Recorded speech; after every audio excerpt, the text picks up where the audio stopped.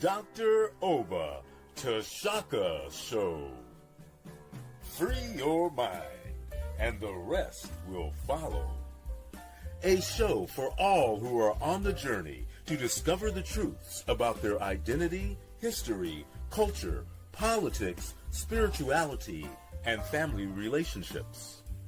This is a show for the Black Freedom Movement and the Black Power generation and the hip-hop generation, including Black Lives Matter and associate activists, all of whom are seeking change. Dr. Oba Tashaka and his guests are dropping knowledge and insight from his successful organizing, research, writings, and innovative thoughts, the best of which have piped into God's mind to lift you up higher and higher. To the bosses, OGs, rappers, influencers, and those looking to evolve from the constraints of misinformation and miseducation to build a foundation for personal growth, love, and mental freedom. Check out the wisdom of the OR. Yeah, that's the original revolutionary, Oba T, who inspired 1 million black men with his rousing speech at the Million Man March, and who continues to fight, write, and speak the truth. Dr. Oba Tashaka is one of the deepest deep thinkers in the world today. A quote by Dr. Asa Hilliard. Dr. Oba Tashaka, then Bill Bradley, was the best leader organizer in the Congress of Racial Equality, CORE. An endorsement from Dr. George Wiley, Associate Director of National CORE and the best organizer blacks produced in the 1970s as the organizer of the National Welfare Rights Organization. The Dr. Oba Tashaka Show. Free your mind, and the rest will follow. Greetings to all of you viewers. Stephen McKenzie, who was the first one to log in this morning, Brother Ogawa, M. Jewel, Robert, Robin, Loud to Zoo, and Gloria Briscoe. Greetings to all of you. This is going to be another show that's an extension of one done week before last, which was entitled The Little Study 10,000-Year Ancient Pre-Dynastic Roots of Kemet or Egypt. Ogawa was saying, look at those threads. I decided to wear royal blue today because we're dealing with pharaohship. And so I decided to put on royal blue that's symbolic of leadership. That's observational of you, Brother Ogawa. To Society Commentary, greetings to you. Last week, we had a very important show on Haiti, and we had a Haitian activist, Brother Pierre, who's been active on the Haiti front, fighting for justice abroad. He's a person who's from Haiti. And so we got some current insights into what's going on in Haiti right now. There's a lot more, but we'll, over time, we're going to cover that. And what you're going to see happening this year is I'll be bringing in experts on current events in Africa. So we can be updated on that, because the purpose of this show is to apply your past to your present, to transform it so you can move from injustice and oppression to justice. And a lot going on in Africa that we need to know about.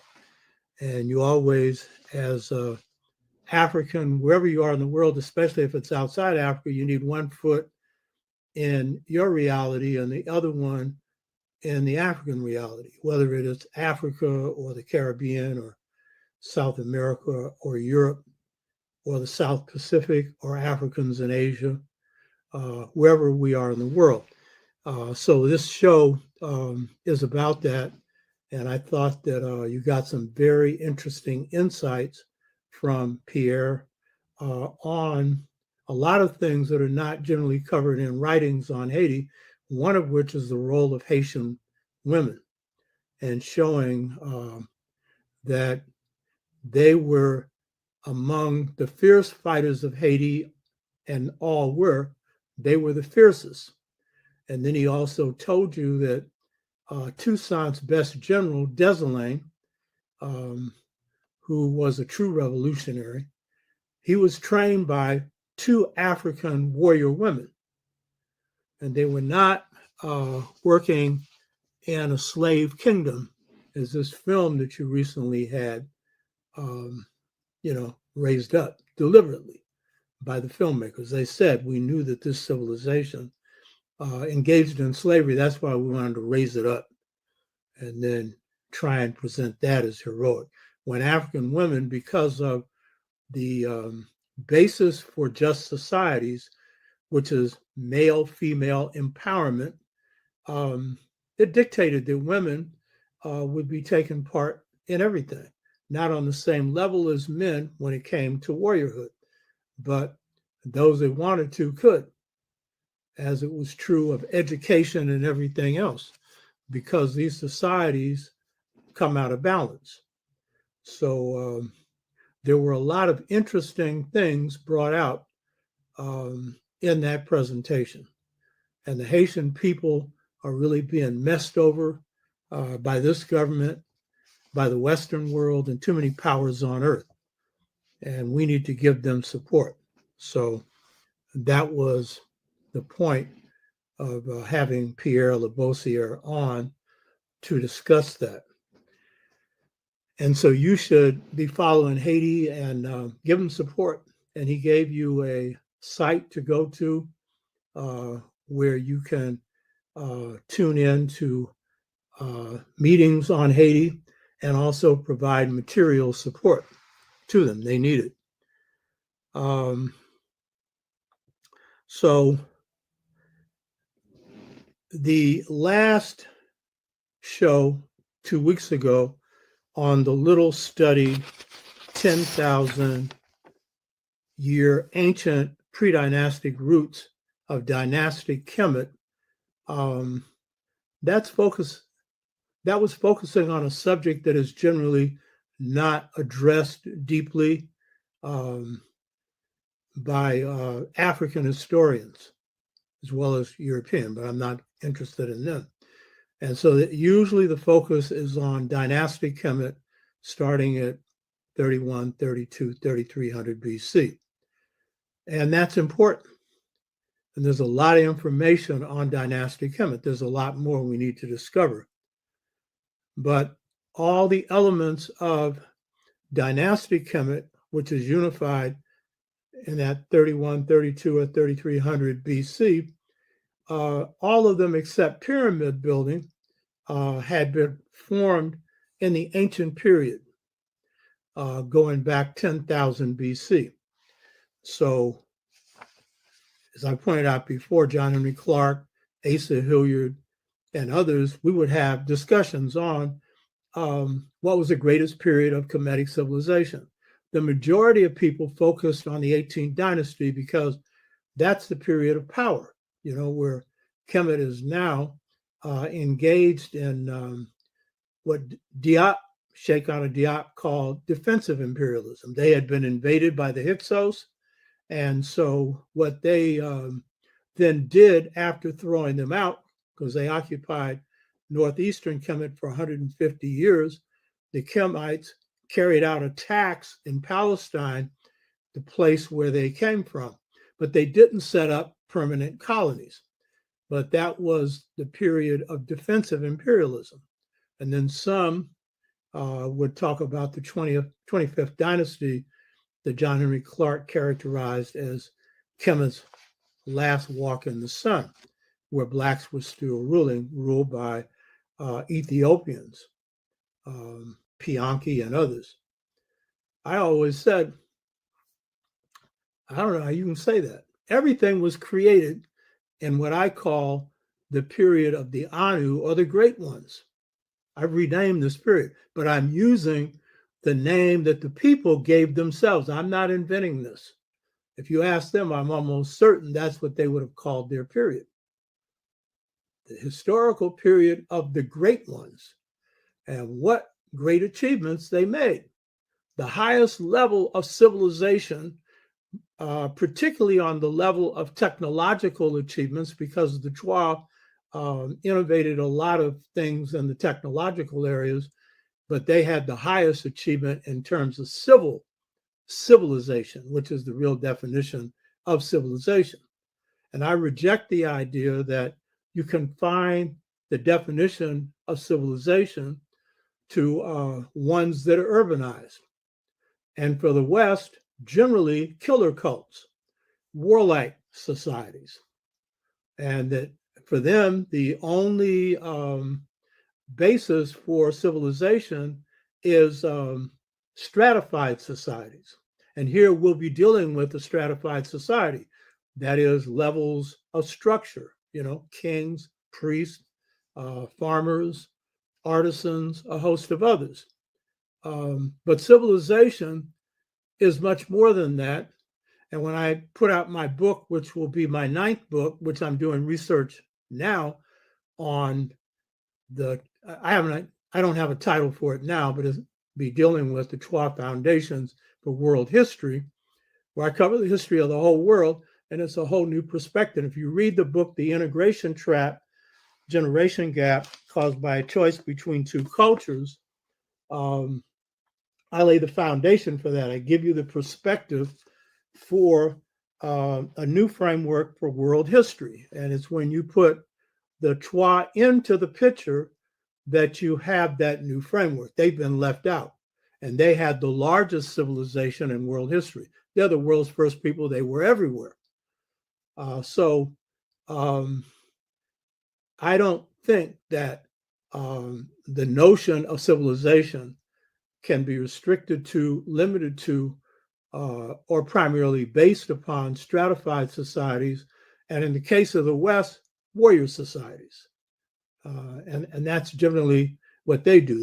They take their standard and impose it on everyone else. In fact, you could question whether these societies were civilized, certainly in the treatment of people. Oh, I see Lawrence Freelo. Right on, Lawrence. Where are you at? Are you back in the U.S.? Or are you still in Asia? Put that up and let me know.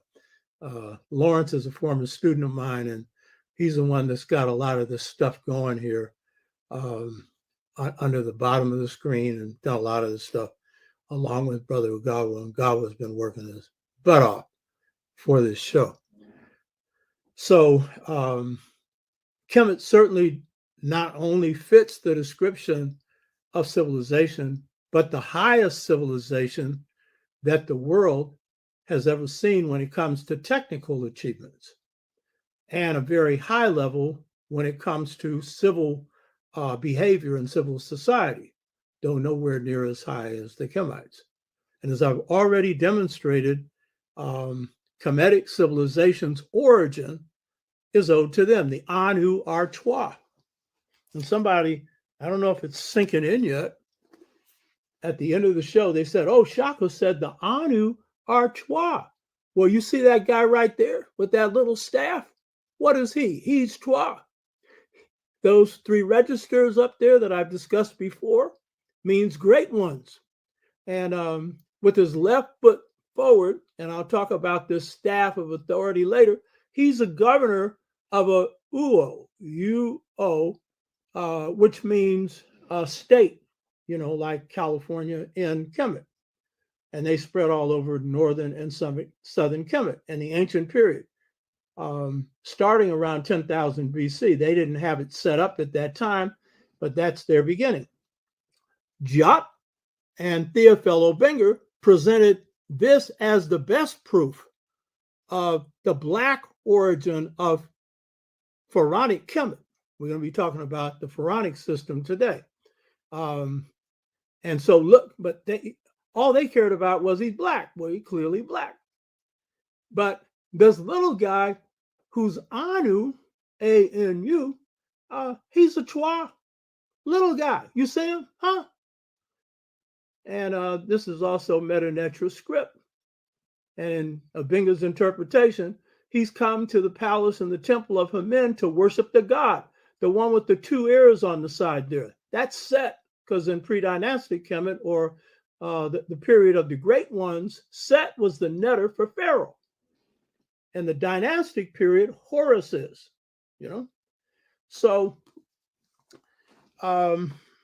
if you're going to understand the civilization of Kemet, you better understand the civilization of the Chwa that translate into Anu in the period of the great ones going back 10,000 BC. So this is extremely important. So Kemet is the greatest achievement in ancient civilization in the history of the world when it comes to the technical achievements, as well as a high order of morality, though not nearly as high as their ancestors, the Chwa. But they get that high level of truth and justice from them. And then, of course, that's the standard throughout the world and throughout Africa. And guess what? That's the standard today. What is it your mother teaches you that is the most important thing? Don't lie. Tell the truth. And what's the most important thing that a mother can say about her child? I'm talking about a Black mother anywhere in the world. That person is a good person. My son, my daughter, they're good people, knowing all their faults and everything else. You know what I mean? So that's an African heritage. So African mothers globally have not, most of them have not heard the word Ma'at, M-A-A-T, truth, justice, right order, so forth. That's what they teach. It's a part of their makeup. It's rooted in practice. You know what I mean? Some of us are moving away from that right now. Some of us are becoming as crooked as pretzels. And that's due to the societies we're living in and choices we make. And that's part of what this show's about. Look at the past to see how you can draw from it to straighten things out in the societies in which you live today. So this show 2 weeks ago was highlighting key features of the foundation civilization, the Anu, the civilization of the great ones. And it focused on things like their foundation. And you're not going to hear this in any book on Kemet. You're not going to hear this, the twinlineal foundations of Kemet. Because basically, Ma'at is about male-female balance. That's what Ma'at is. And if you hear someone like Obinga talk about dynastic Kemet, and he's the foremost authority now on dynastic Kemet, that is the thing that will come out of his mouth with most passion. That key to Kemet was the groundation or foundation in male-female balance. Now, they came nowhere near to what the Chwa had, because when you choose stratified societies, they become complex, then that may be your goal, but it may not always be achieved. But the point is, that was the overriding drive of this civilization, and key reason that it had such great wisdom, and a key reason that it lasted so long. And in this overview on the 10,000 year period of Kemetic civilization of the great ones, and what they gave to dynastic Kemet, there was, of course, what I stressed many times before, that not only did the dynastic people inherit from the Anu, who were agrarian Chwa, who founded the ancient period before them, all the elements of civilization. But key to that was this philosophical orientation called Ma'at, harmony, truth, justice, right order. And I pointed out before that the Chua give birth to that in practice, first of all. They all lived it. But secondly, in concept.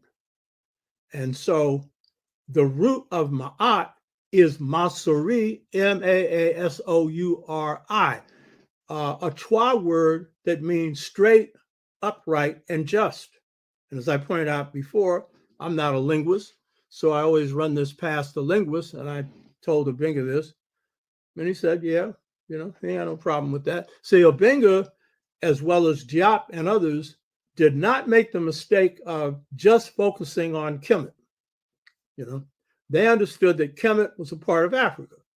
And since Diop is coming from Senegal and Obenga is coming from a place now called Congo-Brazzaville, close to where the second oldest group of Chua come from, the Biaka Chua, they would both have a special interest in showing the linkage between Inner Africa and Kemet, And so Sheikh Anta Diop would go into the language spoken by his people to show a kinship with the Kemetic language.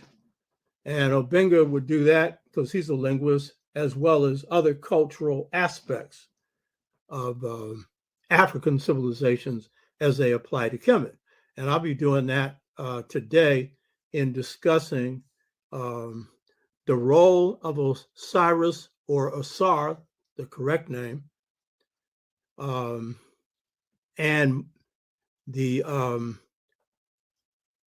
role of Osiris and Ausar and most ancient priesthood of Anu in creating Kemetic civilization. So today it's going to focus heavily on the pharaohship of Kemet and particularly in the creation of the Pharaonic civilization. So this was part of what was covered in the first piece that we went into 2 weeks ago. Now, one of the things that I did in this first presentation was use an approach to history that very few historians use, and that was to link history to astronomy and astrology. And the reason I did that is, of course, I'm an astronomer. I'm an amateur astronomer. I'm not really an astronomer. I study enough to know something about it. But I'm an astrologer, historical and personal. And as a historian, I'm into cycles. And so I'm not into this linear stuff that the European has, ancient, medieval, modern. History doesn't follow a straight line. It zigs and zags. Your life doesn't follow a straight line. As the spiritual says, sometimes I'm up, sometimes I'm down. Oh, yes, Lord. And sometimes the downs are the basis for rising up. We should know about that. You know what I mean? So, so for me, cycles are very important. So I don't have this tragic view. Oh, there are cycles of rise and decline. Just like there's a cycle of birth, and then you go through the various stages of life, and you reach old age and eventually death. And then there's a rebirth to a new life, which we'll focus on today, which is the essence of what Ausar means, life, death, and rebirth. We'll come back to that. So that Kemet could last 10,000 years and then finally go down. And for any of us to then take the position of, well, they're down, we can't use that. Take the the Supreme Court Justice Clarence Thomas's position that I hate myself because they kicked us in the behind, white people. Why should you hate yourself for that? You know what I mean? I'm not saying you should hate anybody. I mean, if there's anybody you should be mad at, it's the people that put you down. But guess what? The word slave comes from Slavic, and white people were the first ones to go down on the ground. And you don't see them running around saying they're ex-slaves, ex-Slavic. But we got black people running around saying I'm an ex-slave. Like that's all you ever did. Well, that's all you know, and you don't even know the truth of that. But people who have been around as long as 200,000 years, according to mitochondrial DNA, 149,000, which would be 159,000. Some historical finds suggest 200,000. How in the holy hell do you restrict yourself to a 400-year period? And then that becomes the focal point of your identity. And I know I'm not talking to y'all who are listening. And by the way, Cecilia Maria Flanders, lovely to have you from London. I spent a good 40, 45 years organizing in the UK and doing work around African Liberation Day with the Pan-African Congress movement that is still doing work there and with other Africans. And my books are distributed in London and throughout the UK. So it's very glad to have you watching this. And Shonda Henderson, not only one of our loyal supporters, and LaShonda Henderson, someone who puts her mouth where her money is. And that would surely help on this show. You know what I mean? I appreciate that. So part of the reason for looking at this ancient period is of course, it's a great thing. What boxer would fail to look at Muhammad Ali, who said, I am the greatest, even before he was? And it's debatable if he was. As I pointed out before, Sugar Ray Robinson tends to get the write-up for being the greatest boxer, who Muhammad Ali based his style after. But whether he was or not, he was great, but greater in character, even though one of the viewers of this show pointed out his flaws. He had them.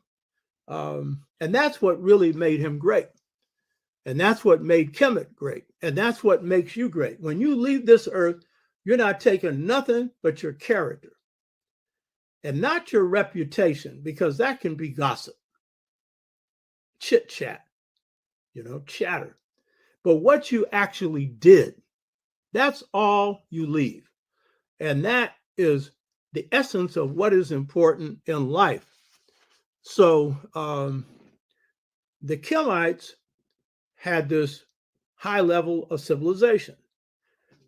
And they went through a number of cycles, starting with the ancient period. And so the precessional cycles that I covered in the last show under precession of the equinoxes, that's the great cycle of history, going back close to 26,000 years, one complete circuit through 12 zodiacal signs of 2,100 years each. So I went through that, and I hope you got a point. There's a hell of a correspondence between what the symbols suggest for a particular time and what was going on Earth at the same time in Kemet in this particular case. I started with the 10,000 BC period, the precessional cycle, in which the relationship of the Earth to the zodiac was in the precessional sign of Leo, and showed that this was the period in which the Great Sphinx was built. Leo is symbolized by the lion, and the Great Sphinx is a great lion with the face of a human being. And the dynastic Kemites could not figure out how that was built and what happened during that period, because that was so far back from the period of 31, 32, or 3300 BC. And then I went through the precessional cycle of Cancer, which is comparable in Kemet to Khepra, Khepra, the beetle. You see this ring I have on? That's the beetle, right here. That's my netter. So Khepra, the beetle, that represented the sun at sunrise. I'm born at 5 a.m, and the unity of masculine and feminine, and therefore signifying creativity. And so what this was saying is that this period, which is around 7,900 BC, had to be a very creative period in Kemet, as was this ancient period that preceded it at 10,000 BC. And I want to say this, that these were people who had migrated out of the area, the Mountain of the Moon, out of the area Kung, where the Kung people are, Kalahari Desert and other parts, but the Kalahari is in South Africa. They had migrated into Kemet, and they're there during the late Stone Age, and I showed you some pictures the last time on stone artifacts. And then they are there to usher in what's called the Neolithic, Neolithic, or agricultural period. These are Twa. Now, this is a key thing. People who are studying this period are looking at, for example, things that I showed before of artifacts, pottery, in the case of the Stone Age, flint objects that are points, arrow points, and things like that. But they don't really know the culture of the people. And then if you're dealing with somebody like Flinders Petrie, who has been designated the authority on Kemet, he's going to treat everybody as non-African. He's going to bring Europeans into Kemet before they existed as a people, 10,000 BC. He's talking about how there was migrations in there. You know what I mean? Have you studied world history? They weren't even on the scene there. So how could they be there? Or you got people like Hegel, who's the architect of intellectual racism, saying that Kemet was a part of the spirit of Asia and is putting them there before the Asians had created anything that you could call civilization. And how can they be a part of the spirit of anything? You know what I mean? And as Obenga has shown, and Diop and others, the linguistic basis, and we've all shown the cultural basis of Kemet is African. Well, they're African. You know what I mean? So how is it a part of the spirit of something when it's geographically somewhere else? So this is all the mumbo jumbo. So in the show before this, there was the look at that period. But what I'd say about this Kepler period and earlier is this was a very creative period. And even before writing, these Africans who were Twa, who because of their antiquity, their being the first humans on the planet, and because of the nature of their character, piped into higher powers. These were people with paranormal powers. And that's why they could innovate civilization, not just being kind. And that was important. That's at the foundation of civilization. But all kinds of other innovations that I've gone into in 5 series on the Twa and the history of their contribution to world civilization. You should watch it. And then I went into a 3 or 4 part series on the Anu. You should look at those. These are chapters in a book, by the way. Check them out. So if you're going to understand what's going on in this early period, it's very creative. And one of the things that's key to this creativity is the interplay of male and female. And I would say that because during this early period, there was not a central government, it would be even more creative because there's no restraints on what people can do.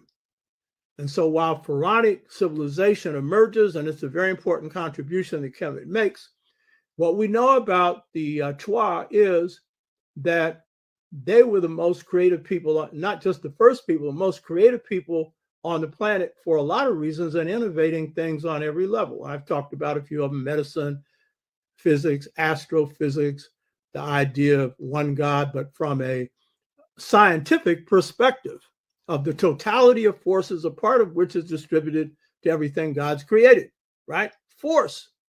They make no mistake about calling God a he or a she, you know? They understood God was within them, which is a key concept we'll be looking at today. So when you're looking at this ancient period that could innovate all the elements of dynastic civilization, its most creative period would be in this period. And there's not a huge amount of information on it. And even before they institute writing, they are creating. And note, most of Africa which is oral and not written. Every person, particularly the wise people, are libraries, and the oral culture, as we're going to see, whether a written civilization or not, and we innovated writing in Kemet and in other places, the oral is always most important. And it is reflective of the state of the level of humanity of a people, and therefore their creative powers. So this is this pre-dynastic period. So today the topic is the role of the Anu and Ausar, Osiris, in creating the Pharaonic civilization of Kemet.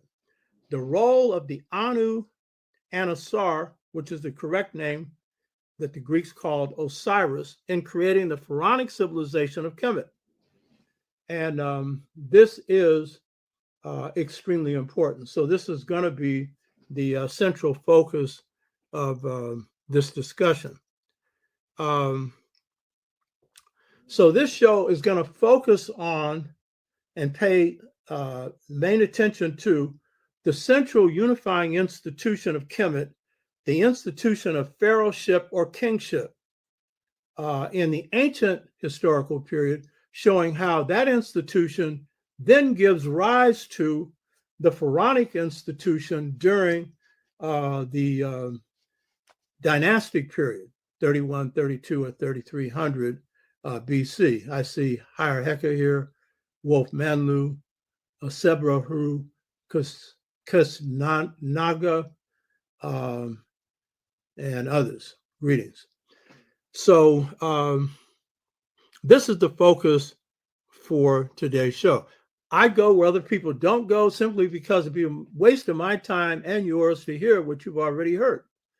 And I build on their stuff. And you'll see I'll be quoting from one of our outstanding scholars today on certain notions of Kemet. I draw on that, use that stuff, but I'm looking at what hasn't been covered in depth, though, as I pointed out a couple of weeks ago, Dr. Finch is getting ready to put out a book on pre-dynastic Kemet. Should be interesting. He's an outstanding scholar, and people should check his stuff out. So this is the main focus here is on the central unifying institution of Kemet, the institution of pharaohship or kingship, and showing how the Anu, particularly Ausar, laid the basis for the dynastic system of pharaohship during the historical period that we know more about, 31, 32, or 3300 BC. All of this coming from the great ones which they acknowledge. And I should note that the oldest priesthood in Kemet was the priesthood of Ani, A-N-I, which is the name for Ausar, or Anu, but it's the name of Ausar, one of his names. And the priest of Ani subsequently would be other priests, but the first priest of Ani was Ausar. And from the name Ani, as Sheikh Anu Diop points out, derives the name Anu, which is normal that a people will base their civilization on their founding ancestor. That's how African people do. So there are important reasons why the institutions of dynastic Kemet,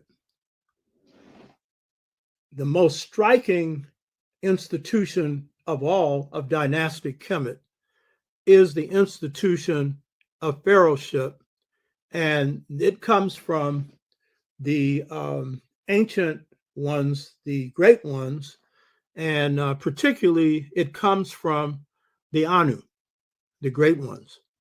And it's very important to understand that this institutionship of pharaohship or kingship and the institution of queenship has an African root.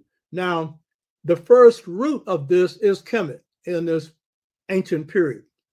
But we can see that it was drawing from an African mindset, philosophically, culturally, and otherwise, by looking at the institutions of kingship in Inner Africa. So I'll take one, which is the Asante system, Asanta, people from Ghana. A lot of Africans from America come from Ghana. Jamaicans have heavy Ghanaian roots. And they're some of the prettiest people on the planet.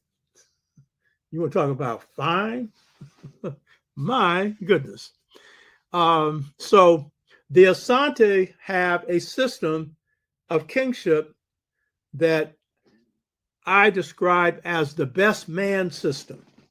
The Europeans have a system of kingship, which is called I would call the most vicious man.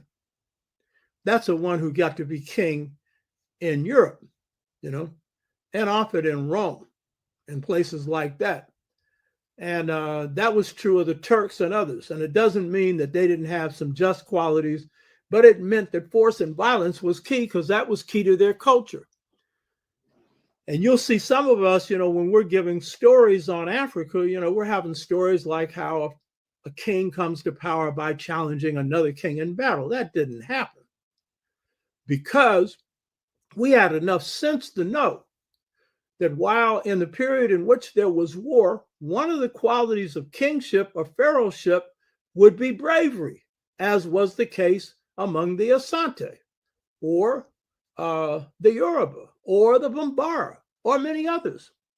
And so one of the qualities you look for if it was a period of warfare, and most of Africa existed outside of a period of warfare, was that they were brave on the battlefield, never turned their back on a war party, made sacrifices, put their lives on the line. So that was a quality if it was a period of warriorhood. But the best man system means the best human being. In this case, man. Now, this is an important distinction to make. The queens were never required to display their best female qualities. If you were of the station of queen mother, you were queen mother. You didn't get selected. Except maybe some other sisters might have put you there, but you were not selected according to any criteria that you had to have certain qualities. But the males were. This is tied also to secret societies, where in Africa, there are females in every male secret society, one. There ain't a single male in any female secret society. Females raised you. They got secrets, and you are not going to know them. That's your mama. And so when you have queen mother, in the African sense, she's not your mother. That would be a conflict of interest. So here's the key point. With the Asante Hina Santewa system, the Asante Hina is king in Ghana, and the Asantewa is queen mother. The Asante Hina, the one that is picked, has the qualities of a lineage head.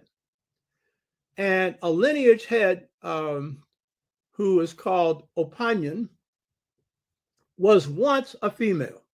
And when war came, they went to two stools, dual stools, one of the king, one of the queen mother. And so when it came time to pick a king,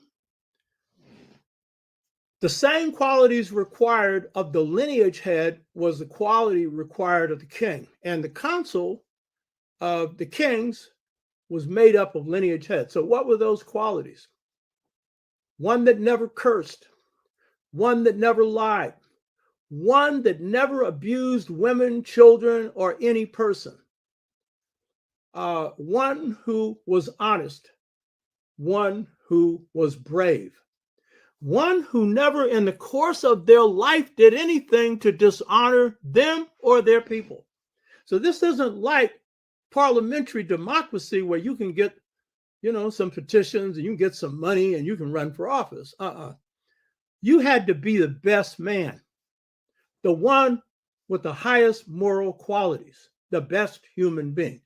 That's true among the Yoruba. My name, Oba. I took that because I like the way in which traditional leadership worked. Again, it was the Igboni which is an institution among the Yoruba, the eldest, most wise woman and man who would make up the Igboni group that would pick the Oba. And the Oba was governed by his council, made up again of highly evolved leaders coming from the villages of Nigeria. And so when it came to picking a Oba, he had to be the best man in those circumstances. He didn't make the final decisions, his council did. And in the case of the Yoruba Oba system, the woman's not on the council, but market women have a big say-so. And if the market women tell you to do something over and over again, then you're going to have a problem. You know what I mean? A big fat problem. So with the Yoruba, if they have a decision, because all decisions were made by consensus of the council, and if the Oba makes a decision on his own and the council is against it, then what will happen is he'll get 3 warnings. And if he doesn't change, he gets a ball with a parrot feather in it, and that means kill yourself. Because we have a system of election and a system of ejection. And so you'll say, oh, that ain't right. Well, I could think of a lot of leaders that need to get that notice. Plenty of them in the United States and all over the world. You hear me? So that's part of what I like about the system in, the Yoruba system. And here I'm showing you this picture that was shown last week of Ausar, who is the founder of Kemet, an Anu, and who set the standards for Pharaonic civilization. And he definitely was the best man. That's an actual carving of him. And I gave the proof of that last week. So this is the nature of this system set up in Kemet, but it's throughout Africa. But the founders of Kemet are the first people in the world. And then Kemet is a reflection of African philosophy and African culture. So you see here the picture of the pharaoh Ausar with his 2 symbols of authority across his chest. He was by far the best man, the first pharaoh. And I went into some nuances on this last week. I won't go into them again. But we do know there was an interface between Shepsut, Shepsuts, which the term Hatshepsut is derived from, the pharaoh, female pharaoh of the 18th dynasty. And she was a very prosperous farmer in Kemet, and she interfaced with the pharaoh, giving the views of the women. So again, here, the male-female balance thing of the twin lineal thing that I talk about in Return to the African Mother principle of male and female equality was being adapted to an institution where you have what's called pharaoh,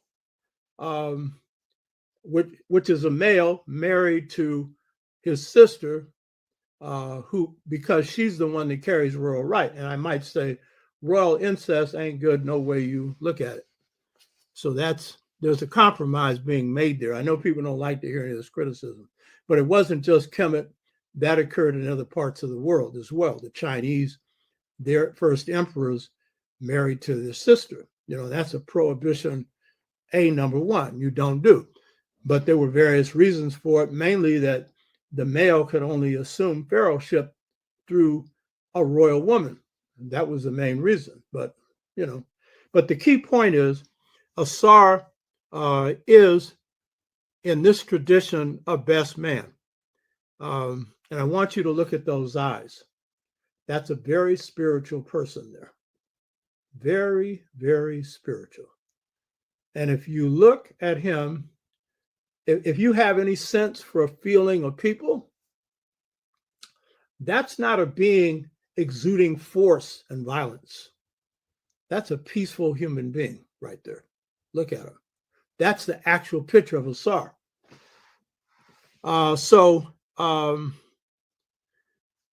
This is a Chua person, Anu, great one, whose name Ani, or Ausar is Ani, the priesthood of Ani, derives. He is a man who becomes God. And in the picture that I had here of the Anu, who is going to the palace and the temple of Amen, he's going there to worship the god who's Pharaoh. So this is also a notion common throughout Africa, that Pharaoh is a god on earth. Now, it's also a concept in Africa that God's within all of us. So we all have God within us. But here, this is the great God. Now, Ausar wasn't only the first pharaoh of Kemet. He was the first ancestor. He was not the first ancestor if you're going to go back 10,000 BC. But when it comes to the dynastic system, he's the first ancestor. And this is important because in Africa, wisdom is symbolized by ancestorship.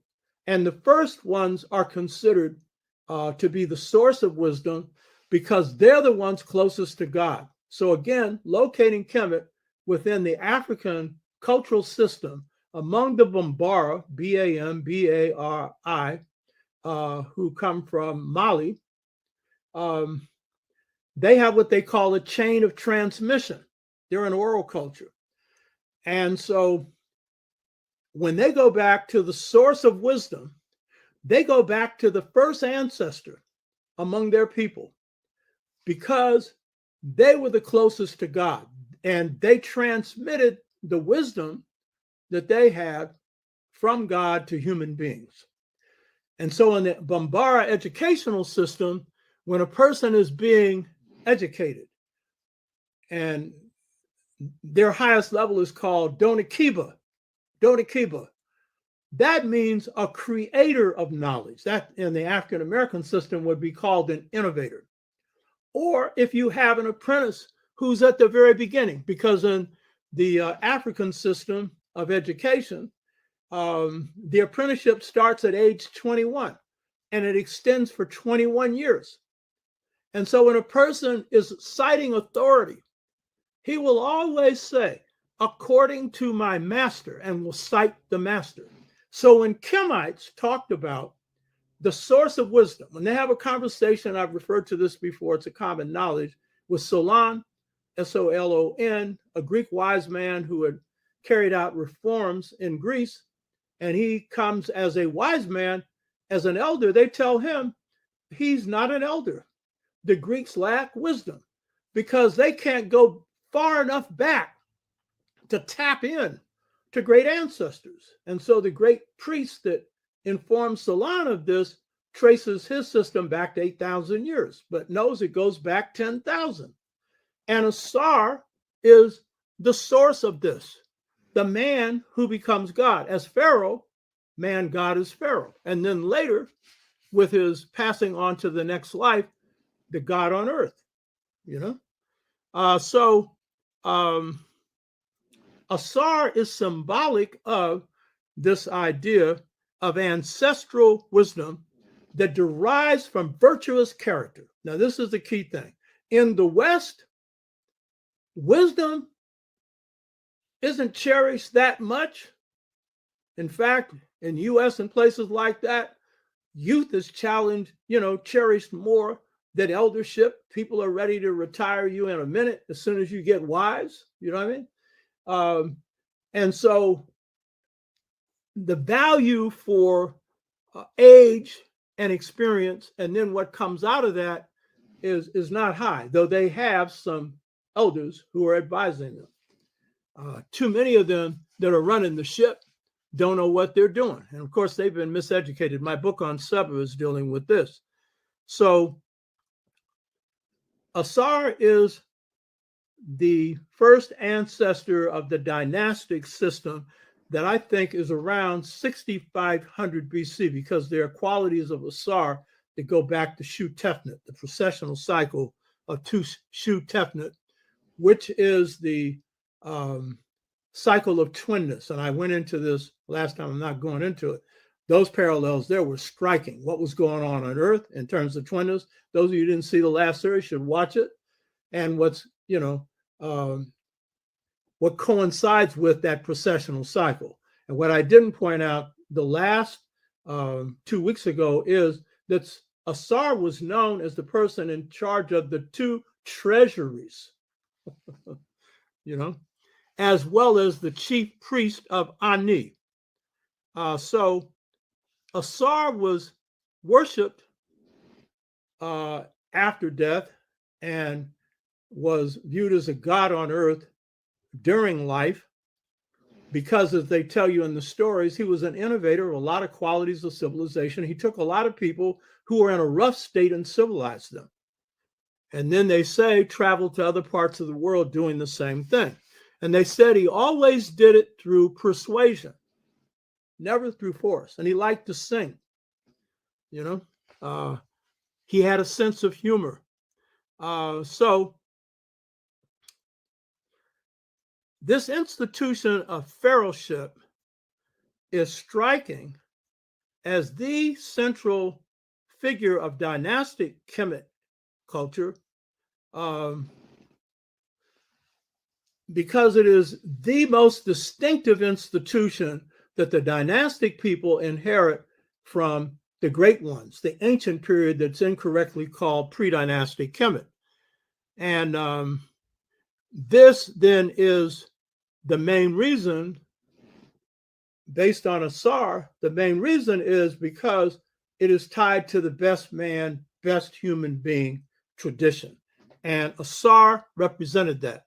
And as I go through the qualities of Ausar that are often not discussed, you'll see why this institution was at least grounded the way it was, and other African institutions like the Asante Hina Santawa, Oba system, and others in Africa were as well.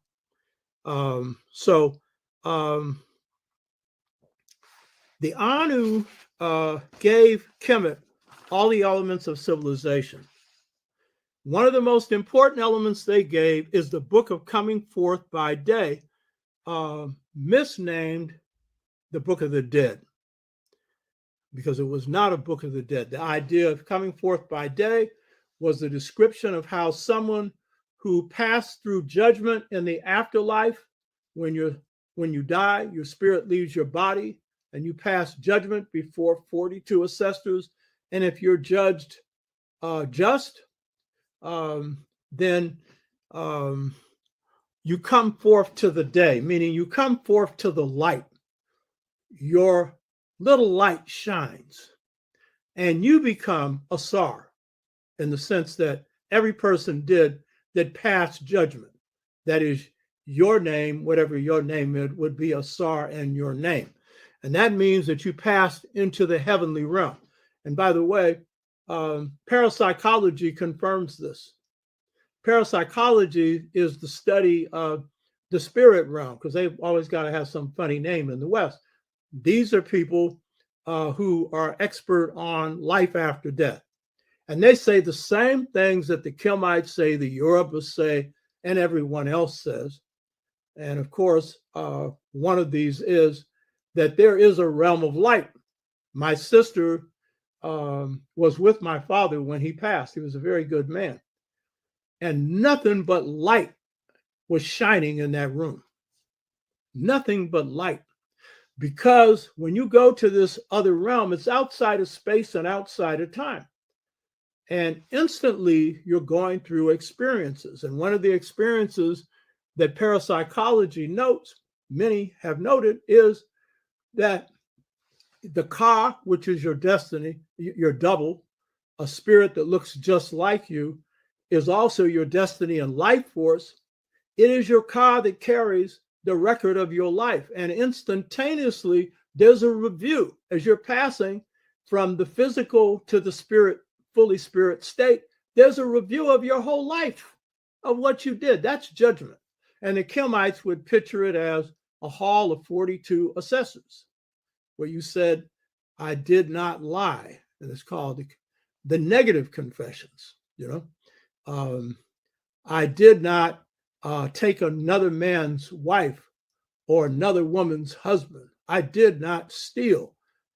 I did not murder. I did not instill fear in the hearts of another, which is high level morality. It's a state of mind, not just a physical act, a psychological act that can harm others.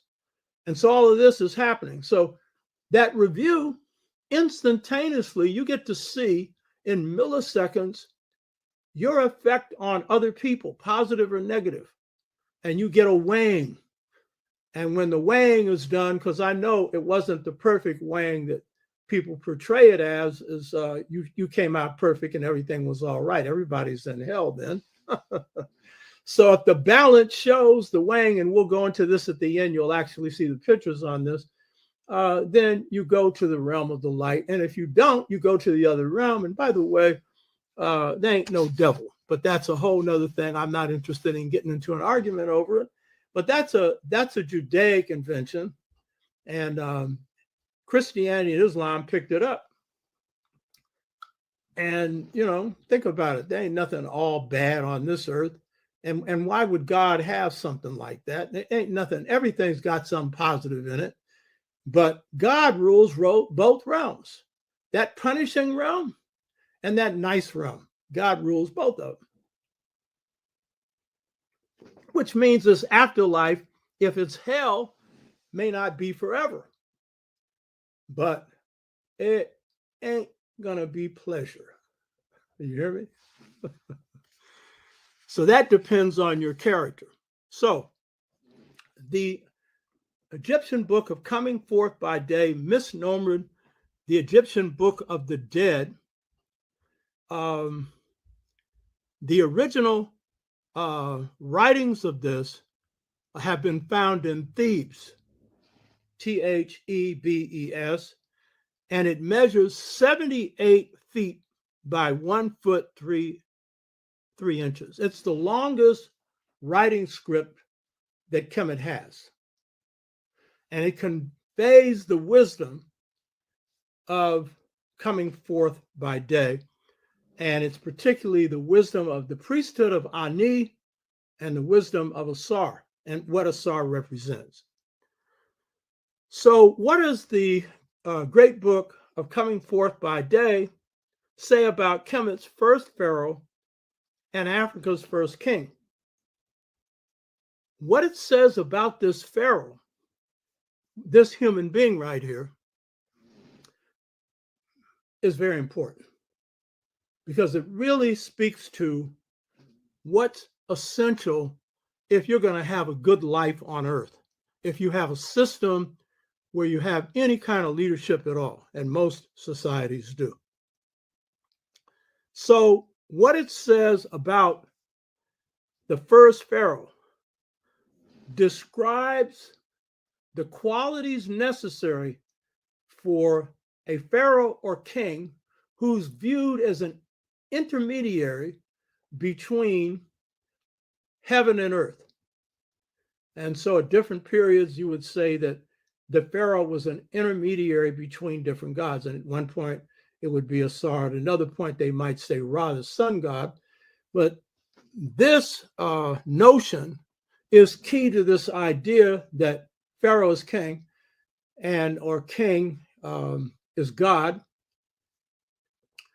because it's rooted in the earliest practices coming from the Twa. And it is this, that lineage heads in Africa, and this would be true of the ancient period of the Anu as well, lineage heads had the responsibility of communicating with the spirit world.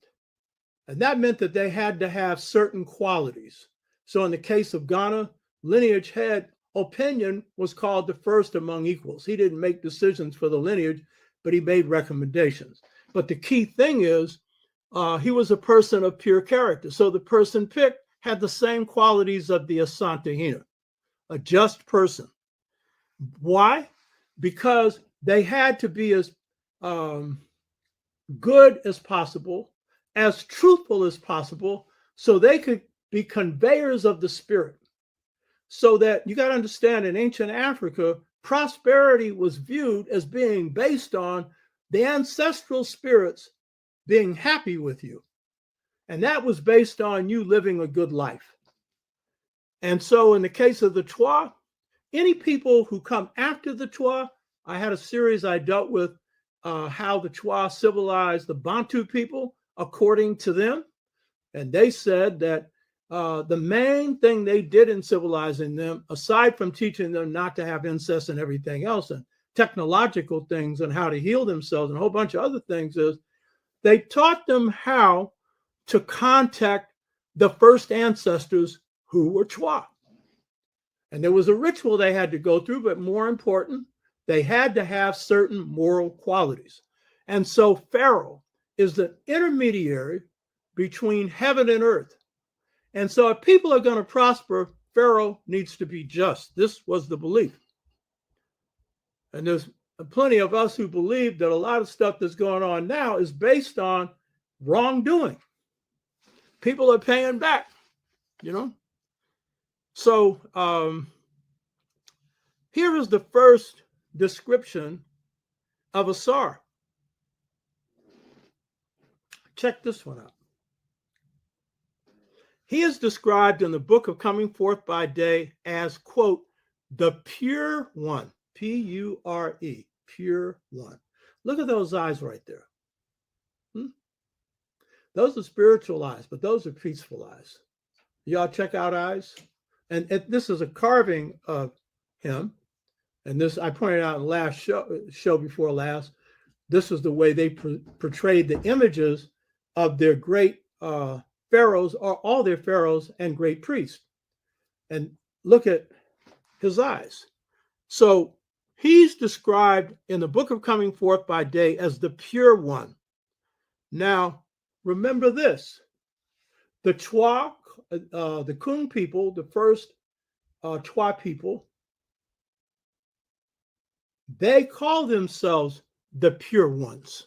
You think that's an accident? Now, what's the difference? In the ancient period of maybe 6,500 BC, it is Ausar who's the pure one, and everyone else is struggling to be that. But in the period of the Twa, everyone is. That's because they're the first beings. And being the first beings who have cultivated and continued good practices as human beings, they're closest to God. They're the ones closest to God. And if you know anything about being able to feed into God, those that do are usually good spirits, always. George Washington Carver, I always give the example of him near pure spirit, if not a pure spirit. Greatest scientist in the 20th century, and was constantly communicating with God. Now, I know you all have problems with that, communicating with God. How you can, when you have a dream and that dream proves to be accurate, you are communicating with God.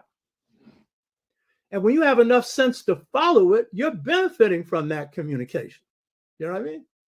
And so the higher order of creators, they're the ones who, as George Washington Carver would say, think God's thoughts. Einstein was one of those. It ain't just black folks. He probably wasn't a perfect person, but he was a good person, good human being. Theory of relativity came from a dream.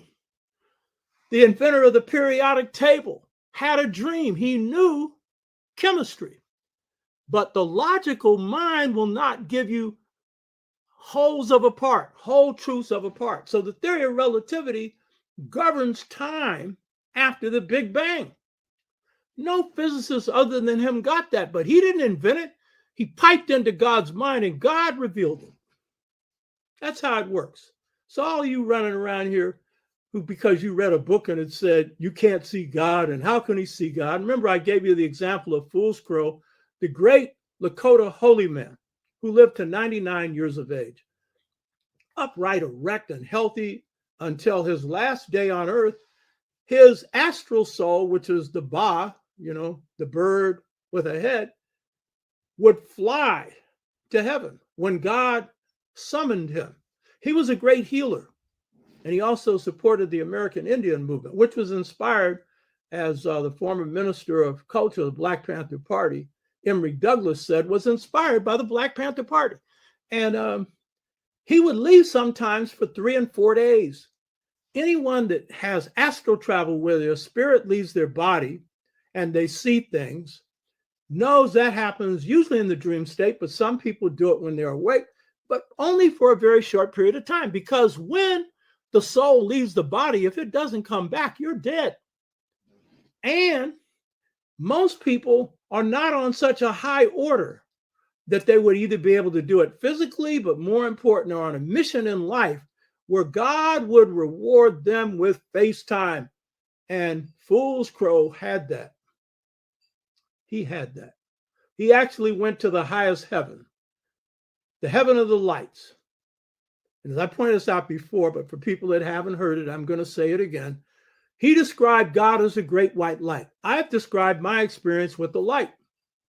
That whole thing about all the males and females are equally empowered to govern every phase of society. No historian has laid that down, or no person, as the basis for the just societies of Africa. None have. It came through the light. I renamed it Twinlineal, and it is the secret to how you get your justice back. And if you don't get that, you're missing it. And I know some of us don't get it because, we think that, we're down now and we're finished and blah, blah, blah. Not hardly. So Ausar is purity. And in my case, I'm no Ausar. I'm no pure spirit. But I spent 15 months polishing my spiritual mirror on retreats for 5 years. I've been given this before. And that polished me up enough, along with a lifetime of battles for just societies, that God, for whatever reason, shared this light with me. And that's the key to the book, Return to the African Mother Principle of Male and Female Equality. So Ausar is a pure one, as the Kung describe themselves as pure ones, but of great moral purity. I'm not. I'm working on mine. I got a lot of stuff to work on. This man was a high order human being. George Washington Carver was a high order human being, and there are others like him. And because he was such a high order, he was piping in, thinking God's thoughts all the time. He had so many inventions, you can't count them. You know what I mean? So, because the Kung was the first people coming from heaven to earth, and they were people of pure character, they could pipe in to the highest forces, the force of God. They had the best definitions of God, infinite force outside of space and time, a part of which God distributes to everything God creates, which quantum physics would agree with, except they take God out of it. Not understanding what that force is. If you understand it's a good force, you're not going to create nuclear weapons. You're not going to create a mad, mutual assured destruction strategy that is based on wiping out the planet. You're going to use that force with care, kindness, and to help nature and humanity as guardians. So Ausar had this quality.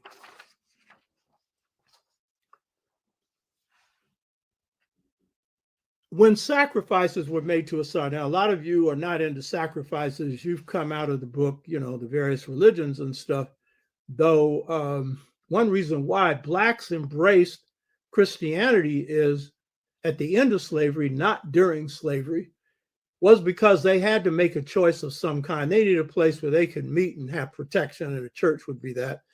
But they needed to continue to practice what they were doing on the plantation, which was voodoo.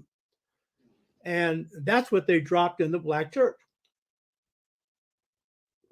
Pierre made the point last week or 2 weeks, last week, that voodoo means spirit. It actually means God, And if you look at the essence of the black church, it's about raising the spirit. That's what it's about. So in Kemet, the priest who operated in temples, they would do cult work or cult worship, not as cult as you following blindly someone, but as cult as to cultivate.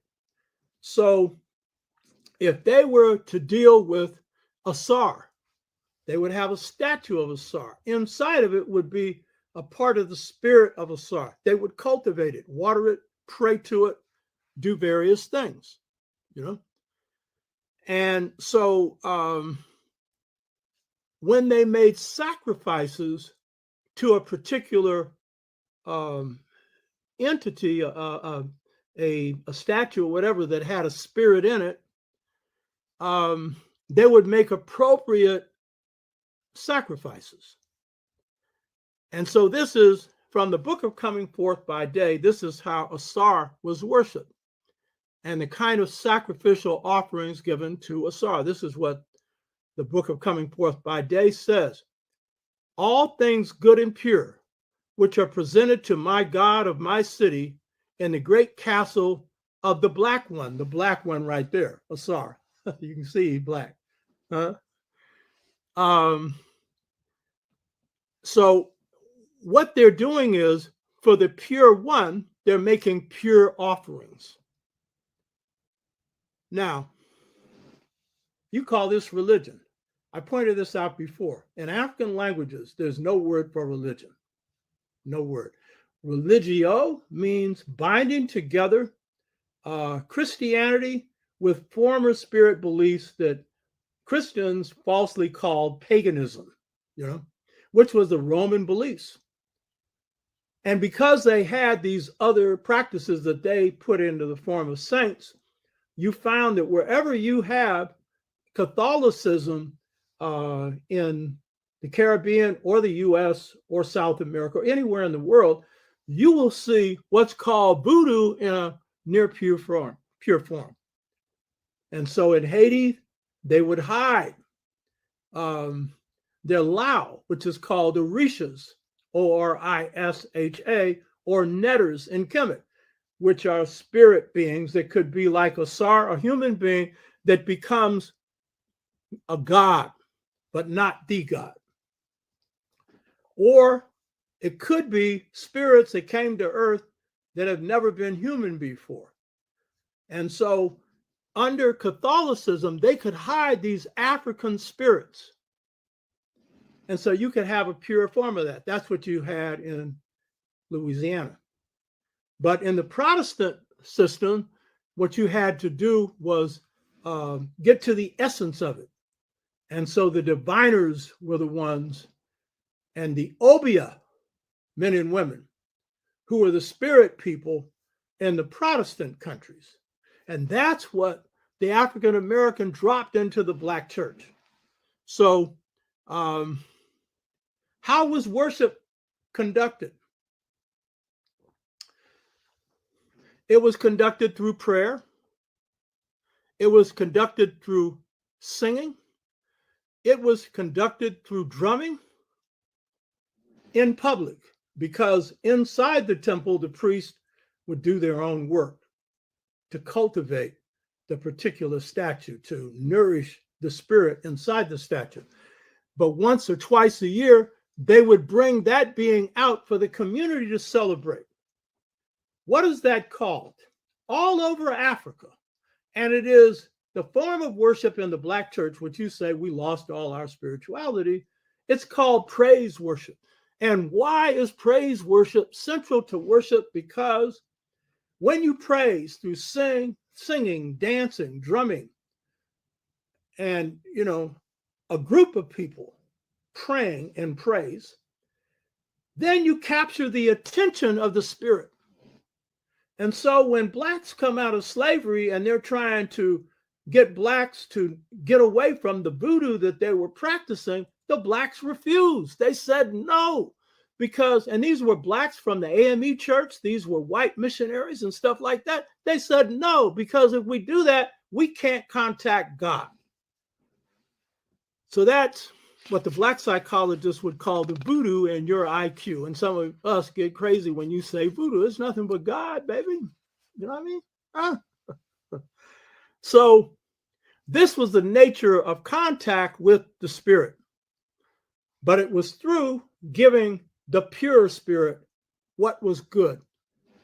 And the best prayer for any African or any person is good character. That's the best prayer. It's helping others. Or as in Medu Neter script, they say, providing a boat to the boatless, food for the hungry, and a roof for those that have no place to sleep. That's the highest service that you can perform. That's the greatest praise that you can offer. And by the way, in Yoruba, they call this oriki, praise prose. So when a mother sees a child and they've been away from the child for a long time, she begins to sing the praise of her child. My son who has done this, that, and the other. My mother did that. I never did it, but if I really wanted to impress a lady before I was married, the best thing for me would have been to bring her to my mother, because she would just praise me to high heaven. And my mother knew me inside out. She knew I wasn't perfect, but that's the nature of the culture. It's in you, baby. You hear me? And that's what you should be doing with the people you love. Praise them. You hear me? Praise them. Not just for the God that's within them, but all the qualities that they have, all the good things that they do. Let them know you appreciate that. That's real love. Now, Ausar is also known, and again, this is explaining the connection of Ausar to Pharaonic and kingly leadership. He is described in the book of Coming Forth by Day as, quote, inheriting the staff of the Lord of Life, a cane or a staff. Now I go to my great teacher, Dr. Jacob Carruthers, his greatest work, Medu Neter. He has many works. Jake was a master of brevity. He said things in very short books or even speeches, you know. Brevity was his thing. He told me that when he was going for his master's, and he was a political scientist, the person that was going to read it refused to read it because it was too short. And Jake is very stubborn. He refused to add anything to it. And so I guess it took a year before the guy read it. And then he finally approved it. That was Jake. So this book is a little over 100 pages long. It's profound. So Jake is describing what the staff of authority meant that is associated with Ausar, which is called the staff of the Lord of Life. So what he says is there's a origin for certain words. In linguistics, it's called etymology, the origin of a word, the meaning of a word. And so he explains the origin of the word Medu, M-E-D-E-W, which was written M-D-W. We don't really know how the Kemites actually spoke it, so vowels have been added to it. So Medu. Medu in Kemet means speech. But the root of this word, according to Dr. Carruthers, and he was a reader of Medu Neter, one of the two best people on ancient Kemet after Dr. Sheikh Anta Diop died, that was him and Theophilo Benga. And then after that, it's Theophilo Benga on dynastic Kemet. And so he makes the point that the etymology or root meaning of the word MDW means staff or cane, as in staff of old age. So this is a word that on one level means speech. And this man here, Ausar, had to be a person of pure speech, not just good. So speech is being associated with authority or authoritative utterance. So writing is speech, with a pen or however you write it. And the elder's cane is the symbol of the staff of authority that derives from what, to quote Dr. Carruthers, arises from, quote, the potent word. And I would add to that the word that has vital force, power. And in Kemet, it would be considered also magical power, healing power. So as Dr. Carruthers goes on, he explains in the narrow sense, Meru Neter referred to the written language of Kemet, of Egypt. And that was invented by the Anu before Ausar. Now, he shows that there's an association between the written word and the spoken word. Of course, the spoken word is, the source of the word itself, and then that word spoken, whether silently or verbally, gets later when writing's invented, put into writing. But the key thing about the word in Africa is that even in societies like Kemet, where you have a written system, the oral takes precedence over the written. The Bambara tell us the main reason, because it contains force or power based on whether or not it adheres to the truth. If it is real truth, then the force of the spoken word is most powerful. And written things or written words that are based on the truth derive their power from the truth, but they especially derive their power from imitating speech, which Dr. Carruthers describes as a walking, talking, doing speech. That is the same speech of a holiness preacher or any Black person who is putting their whole self into what they're saying, or any saxophone player like John Coltrane, who was reproducing through his instrument the speech of a preacher. He said the only way he could move an audience was to do that. And of all the forces of speech, those that are musical are of the highest order. And you will note that in the Yoruba, for example, when the Babalawo, who is the father of mysteries, the priest, mine is Ifeyemi, who's an Araba, second highest in the Ifa system, when they speak, they often sing when they speak. And that, of course, is why in the Black tradition, you have King, who has this sing-song tradition that comes out of the African tradition. And then you have a special speech in the Black church that is actually an African language. And that language is even more beautiful than the sing-song speech of a king or others that I have heard. And that is an African speech pattern adapted to our reality through our Niger-Congo speech patterns that we have. But even those that don't speak the Niger-Congo speech patterns, and most do, which we call Ebonics,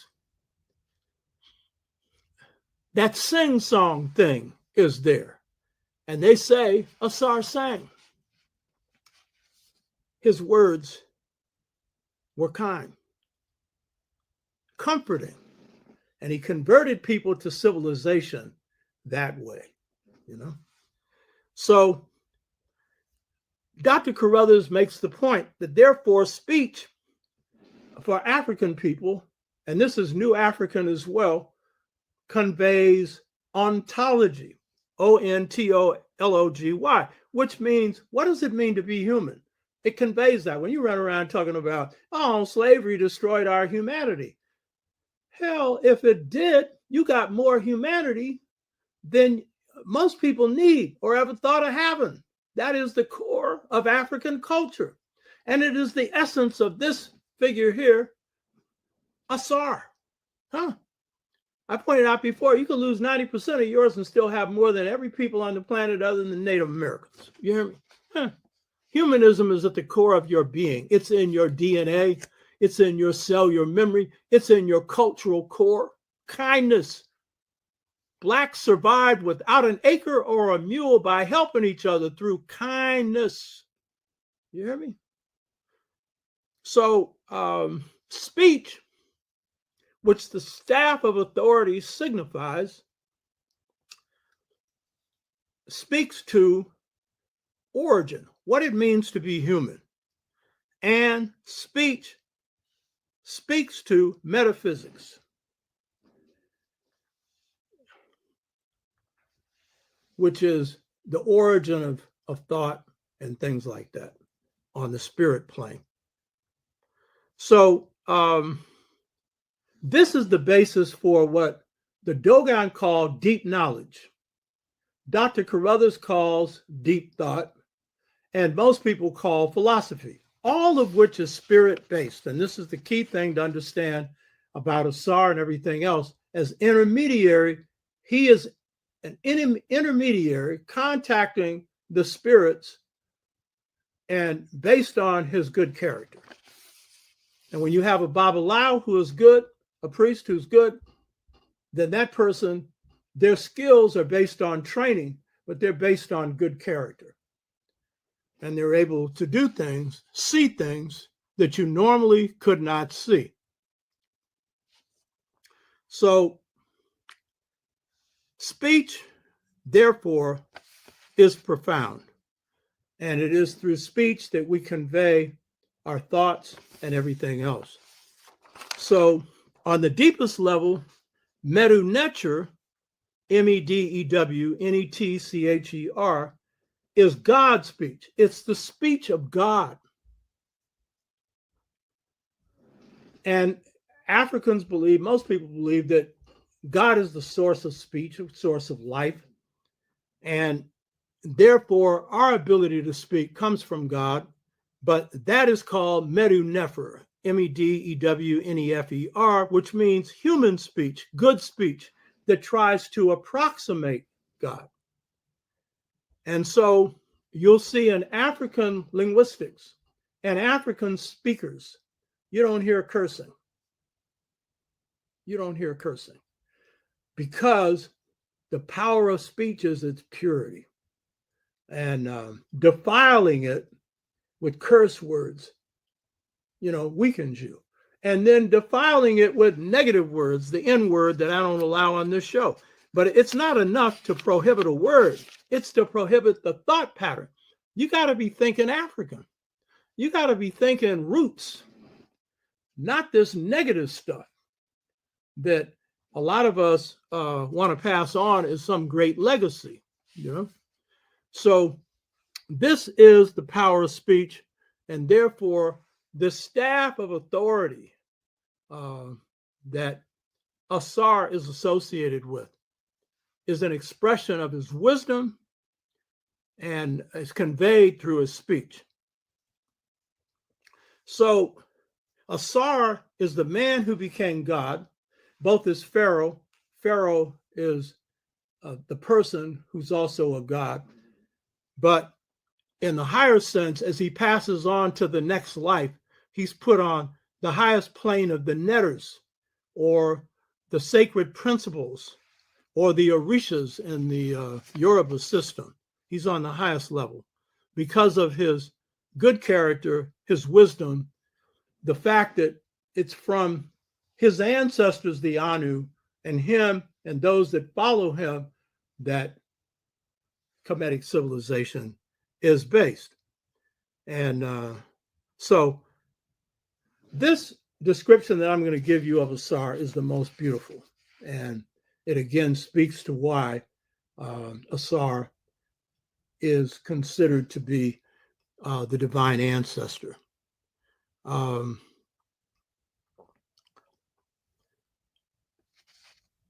the model for a human being, which I pointed out before in Kemetic thought is called Geruma, Geruma, which is self-mastered person, a person who masters the forces inside of him. The Geruma person was not talkative. They were often quiet. When they had something to say, then they really had something to say. And I pointed out before, among the Bambara, that person is called Ma, M-A-A. You can often understand more about Kemetic thought when you find an equivalent in other African thought systems that are still alive. And the Bambara are an example of that. And so they give an even better description of what the ideal person is, a person who is in harmony with the forces within them. So this is the description of Asar that I think is the most beautiful, describing a model human being. And I might say that at a time when African families and communities are in disarray due to powerful forces that have hit us, that have produced what I call a choice between two cultures. I discuss it in the integration track. Those words come from God, another experience with the light. For us to get out of the mess we're in, we're going to have to draw from the best of our culture, both African and New African or African Caribbean, whatever your base is, combined with programs to do healing work for our people. Because as a result of movements of the 60s, the Black Power, Black freedom movements of the 60s and 70s, the Pan-Africanist movements, Afrocentric movements, the system came back on us heavy-handed. That's the nature of war. And so to recover, to heal generation gaps and stuff like that, we got to go black to the future, go back to the positive aspects, both of our ancient culture, but of New Africa, both, and use it as a part of revitalizing families and communities. And I should say the twin lineal model is the key. We'll talk about that in depth later, but I've talked about it to some extent before. So this is their description of Asar, which is a beautiful description of Asar. It is one that is an expression of his vital force and why he became a god on earth for human beings, particularly in pre-dynastic or the ancient time and dynastic time. Now, my book, The Art of Leadership, I stress the fact that leaders need to work on being embodiments of truth and trying to be incorruptible. And we've had some who are. They must have good character. They must understand that they are expressions of the will of their people. King said, I didn't invent the Montgomery bus boycott. When the people called on me, I stepped forward as a spokesperson for my people. King wasn't perfect. He had his shortcomings, but he learned from his mistakes, and he was a good conduit for the just will of his people. So this is a key quality. So this is the most beautiful description I've seen of pharaonic or kingly qualities, or qualities that need, because we're no longer in a period where we're going to have kings. You know, we need to take the best of these systems and adapt them. This is the beautiful description of this greatest of great ones. They said in the Book of Coming Forth by Day, Asar is, quote, we can never be this first one, but we can try, be the best we can. It says, Ausar is the perfect one, the clever one, whose speech is beautiful. With a true heart, who listens quietly without being cross, meaning angry. This is useful for the heart of a king, he who leads the two lands. Let me say that again. Ausar's character was described as the perfect one, the clever one, whose speech is beautiful, with a true heart, who listens quietly without being cross or angry. This is useful for the heart of a king, he who leads the two lands. One of the key qualities in leadership is that people who are disturbed can be angry. People who are disturbed can have issues, as they should. Good leadership listens. Good leadership keeps their mouth shut and lets the people express their will. That's good leadership. And in an era where you need leaderful, where a whole lot of people are leaders, that's what good leadership is, because they're coming from the people. And so you let a person speak. And of course, in ancient Kemet, that was the case with the eloquent peasant who is coming after a period of discord and oppression. And the pharaohs are now learning, because some of them had become corrupt in the first intermediate period from the 5th down to the beginning of the 10th dynasty, or the end of the 9th dynasty. And so they had begun to get off their high throne and listen. And they were telling their children, one of whom would succeed them, to do the same thing. So this quality here of listening, because that's the way we learn. I value the comments section here.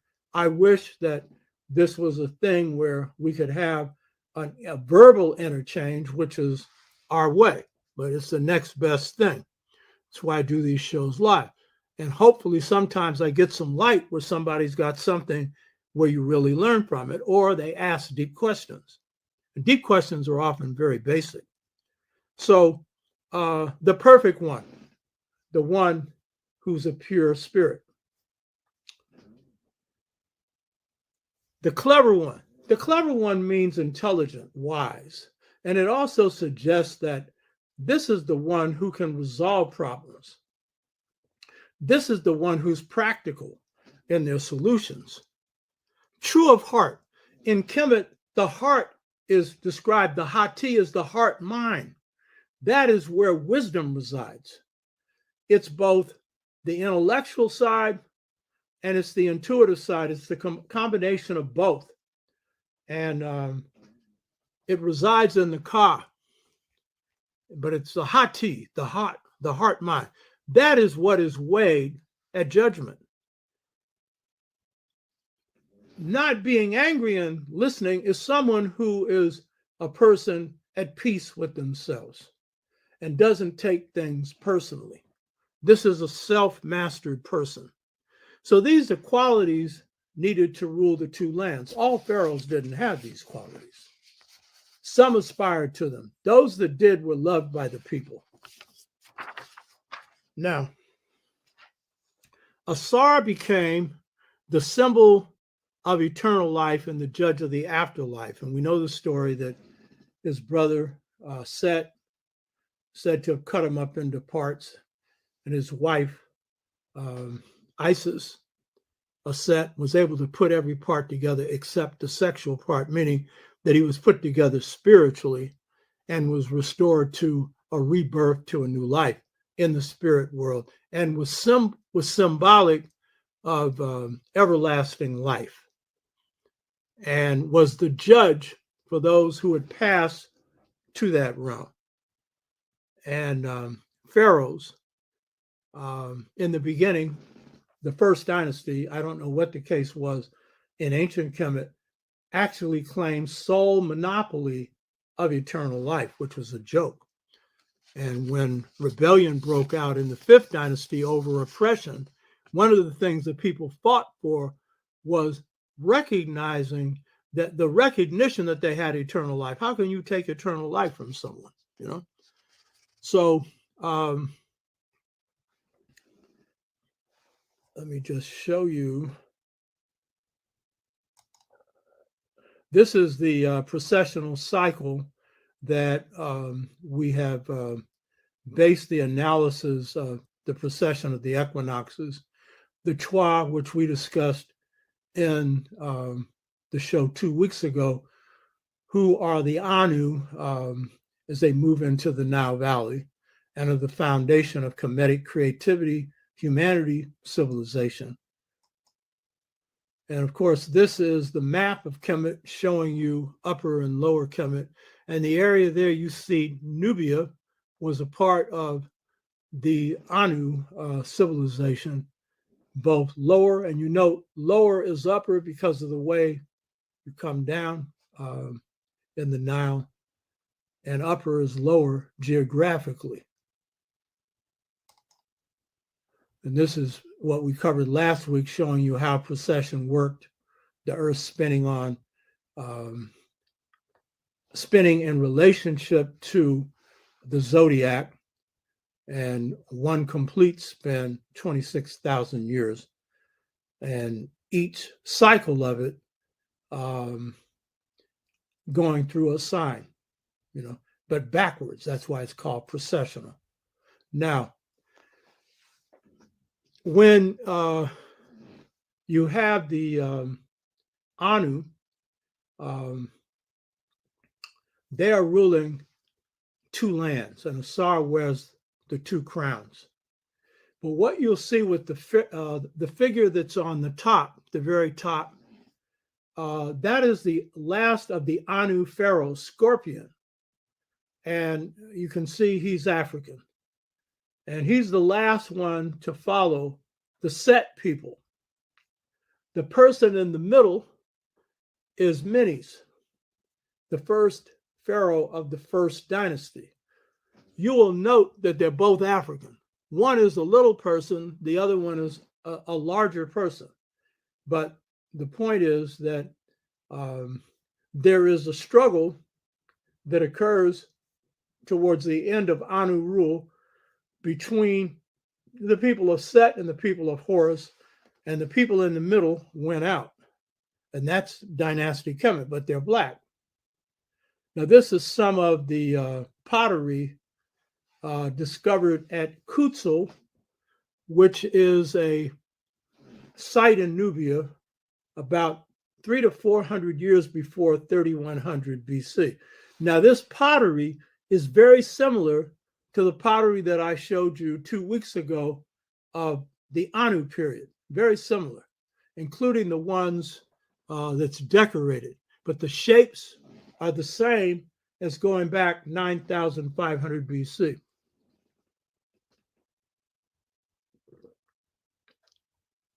Except 9,500 BC didn't have any artistic design, as some of these don't here.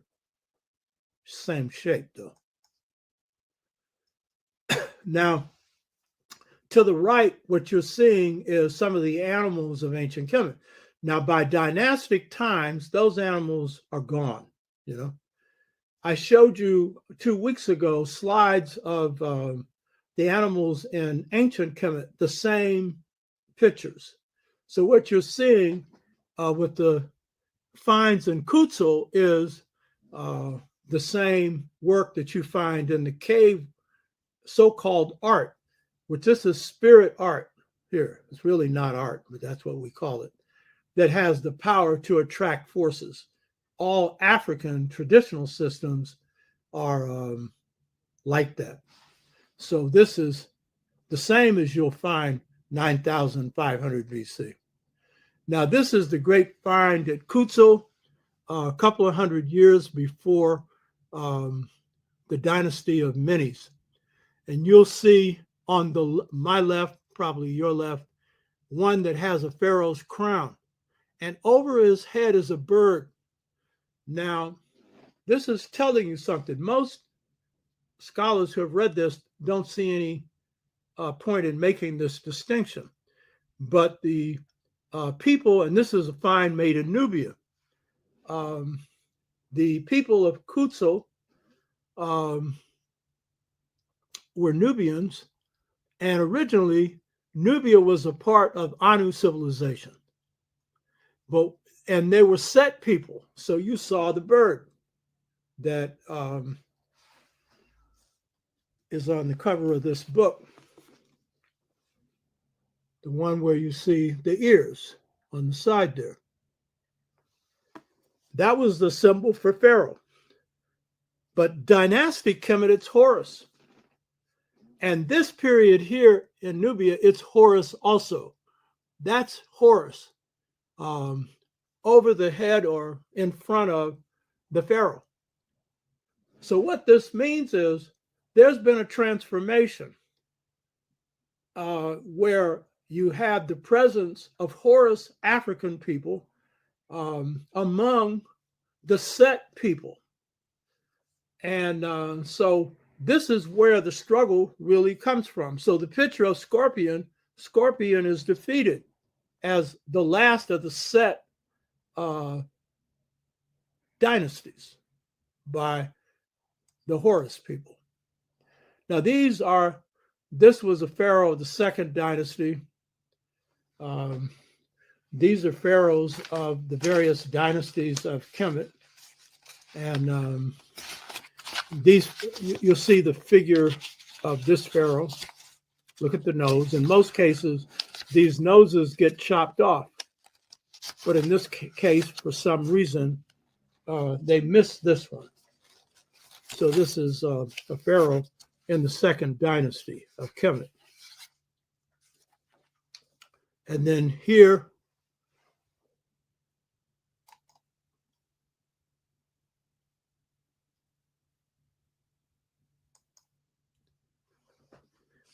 we have another pharaoh of the early dynasties. He's Nubian.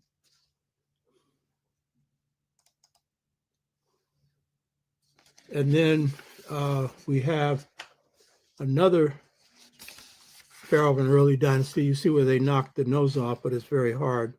This one is pharaoh from the 12th dynasty.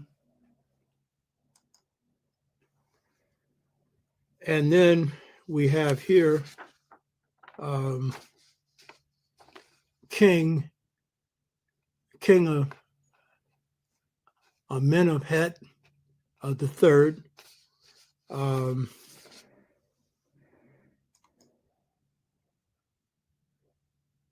the fourth.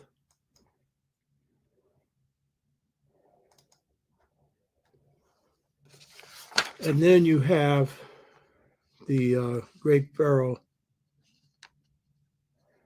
Akhenaten, who you can see from the profile is clearly African, clearly black. And Queen Tai, chief queen of Amenhotep III. See, she's black.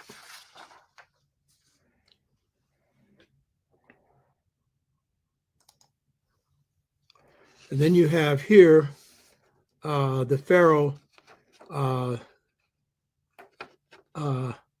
Senusret, who the Greeks call Sesostris, Sesostris. This was not such a nice pharaoh. Some of y'all don't like to hear this. This one is the one who required the closing of all the temples to build this pyramid. And, you know, closing temples in Kemet would be like closing a bank or banks, because that's a place where you go and pray and everything else. Plus, a lot of people are being put to work. They're not slaves or anything building these pyramids. This is a period of history that some of us don't like to talk about, you know. But I'm a revolutionary, so, you know. This is King Amenemhet II, and you can see he's imitating the Sphinx. And this is King Menenhotep III right here, and you can see that nose. African. They didn't knock that nose off. I don't know how they missed it. So these are some of the early pharaohs, but they're drawing from these traditions that I've just described. Now, this is worshiping to Ausar through the symbol of eternal life, pushing the sun, and the Djed column that represents ascension to heaven. And so this is Aset and Nephthys, Aset wearing the crown of the pharaoh, which is the chair of the pharaoh, showing that she's the source of authority. This is the entry of the person who's leaving this life to the next life. And Anubis, the jackal, is preparing the scales of judgment. And Tehuti, who is to my right side, has got the record, which in parapsychology would be in your ka, you know. And you have many, many people pleading that their ka say good things for them. The ka is going to say whatever you did. If it was good, fine. And then on the top are the 42 assessors, the ones that you pass when you are saying, I did not lie, the negative confessions. And by the way, that's why it's not really correct to call these laws, because these are spirit systems. These are truths residing inside of you. So you're testifying by saying you didn't do, you know, you didn't lie, you told the truth, and so forth, you know.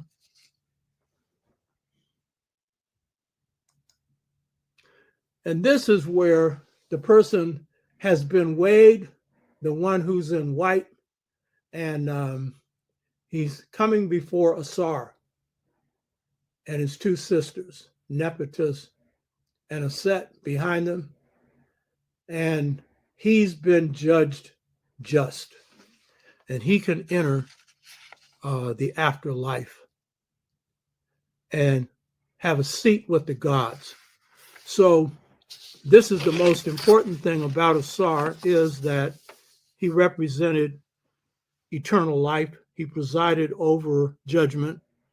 And it is these notions that have been inherited by Judaism, Christianity, and Islam, and taken into different directions. But this idea of eternal life, the idea of judgment, the idea of the 42 confessions, out of which the 10 commandments come, and a whole lot of other things. But what the Kemites are practicing here is not religion. And they have no need to put a God in check with a whole lot of rules and stuff as the Hebrews did. These are truths that rise from within. So this has been on the Anu, and particularly the great one, Anu Ausar, whose priesthood is the oldest in Kemet. And it has been covering the qualities of Ausar that were central to a Pharaonic system, and that was also central to Kemetic life. And so, in conclusion, I think it's very important to draw from your past the best. And truth is what we should live by. As the ancient teachings said, it is the food that nourishes Ausar. It is the truth that nourishes God. It is the truth that nourishes each one of us. And we're living in a society today that it rests its education, rests its organization of society on facts that have been arranged to say whatever the people in power want them to say. The educational systems are not set up to orient people to truth. The first truth is to know yourself, and then to love yourself. And then by knowing yourself and loving yourself, to pursue a path in life of self-knowledge as the basis for all knowledge, and to try and be yourself in the world by adhering to the truth. And so this idea of Ma'at, practiced daily by the Kemites, set up, or by the Twa, set up as the ideal for Kemetic civilization and other African civilization, and the basic truth that our parents teach our children, most of them, and that which will sustain us, which is the key to wisdom. So the notion of Ausar being a pure one, we may not be pure ones, but we can work on purifying our characters as we're working in struggles to free our minds and to support struggles to liberate our people. I hope as many people as possible who watch this show are engaged in some positive forward movement in their community and aren't just sitting back intellectualizing on stuff and not doing anything to change your condition. So we can draw from our past, restore historical memory, and as we plunge into a deeper knowledge of ourselves, we gain a sense of our identity, our purpose, and our direction. The sixfold stages to mental freedom is really the basis for that. And we hope as soon as we have 40 people signed up, we will be starting a year-long webinar on that. But it will only work when the people who are in it are applying it to work that they're doing in the community. Fighting homelessness, fighting poverty, fighting the abuse that our people face from the system and from some of us who have internalized ISFET, I-S-F-E-T, or wrongdoing. So there's much that we can draw from our past, and as we do it, it nourishes us. Hotep, I hope people got something out of this. So let's see if people have any comments or questions. Aloud to Zoo, why did Bantu people need to be civilized by the Twa when they came from them?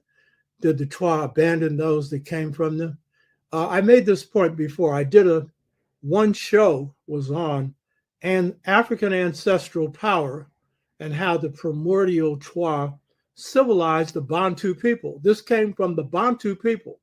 They're saying that, because these are the taller Africans, they're saying that when they first emerge and they're migrating into the Niger-Congo region, they seek out the Twa to learn how to behave, because while they were living in some ways that were just, they were peaceful.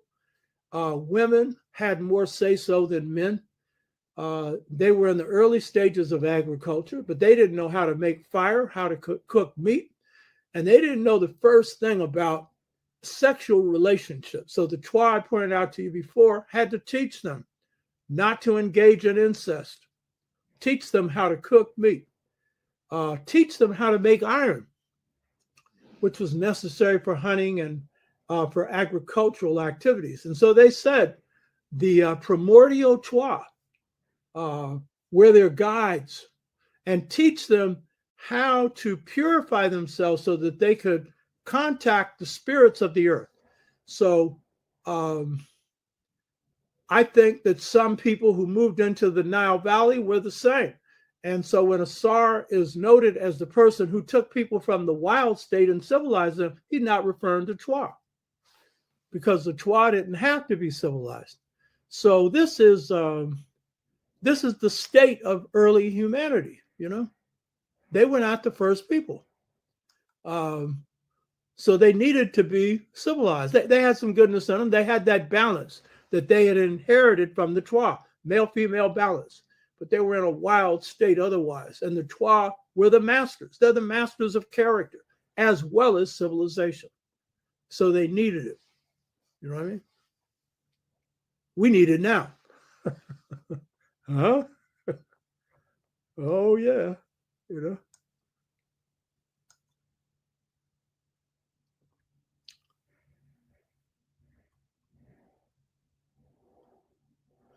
Okay. M. Jewell says, solving the problem of your people, not being trained to solve the issues of others who mean one no good.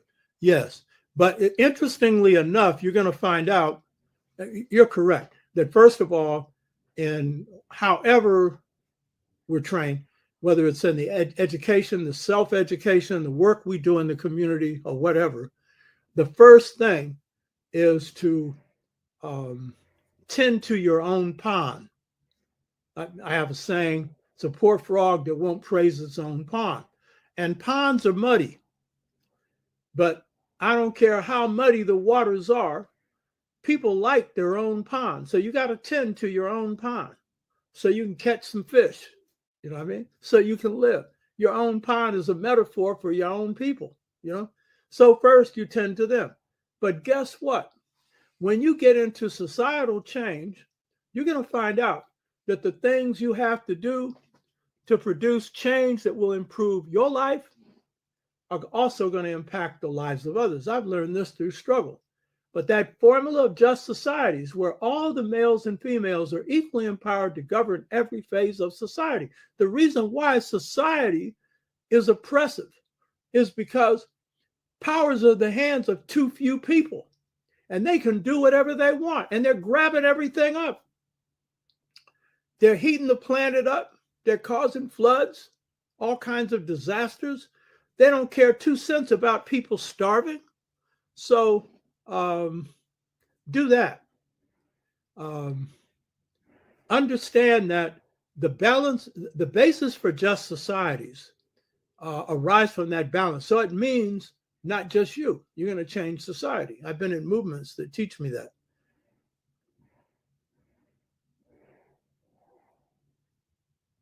Okay, the question here is the chat, the information for, it's right here. Okay, the subscribing. Let's see. Donate to the Dr. Obertashaka Show. Cash App, Dr. Obertashaka Show. And we've had some problems. I know some of you are regular donors, and we still have to figure out the use of this. So some of you, if your money's come back, put it back in. We should in a few days have this mastered, you know, because I appreciate the donations. It's helping me offset expenses. So that's right there. If you look there, it shows you how to click on. Alan Harrison is signifying on the trois. Yeah, very important. Foundation is always important, you know. Yeah, Brother Ogawa is pointing out that it would be nice if people could make a monthly donation if it's $20, you know. If we got enough, that'll help us cover the basic thing. You'll note I don't have ads here, you know. There's a reason for that. And that's because I'm anti-corporate. I've been fighting the corporations all my life. So, yeah. So I would rather not have to go the corporate route. And the way you can save us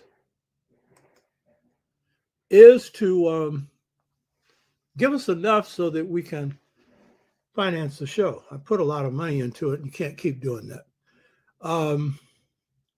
Okay. Ayadella. Yeah, well, like to sit at my feet. I like to sit at yours too. I'm here to learn. So whatever, contact me, and my email address is there, otashaka@sbcglobal.net. ETA Brown Heron.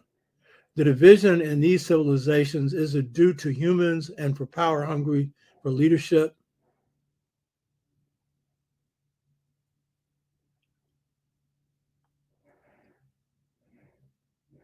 Okay. It's also saying the Cash App did go through. Yeah, I would say that that's a key thing. There's a whole history to that. And my 9th book will go into this in detail. There's a whole history. And it is tied to the Aryan presence and what happens with that culture.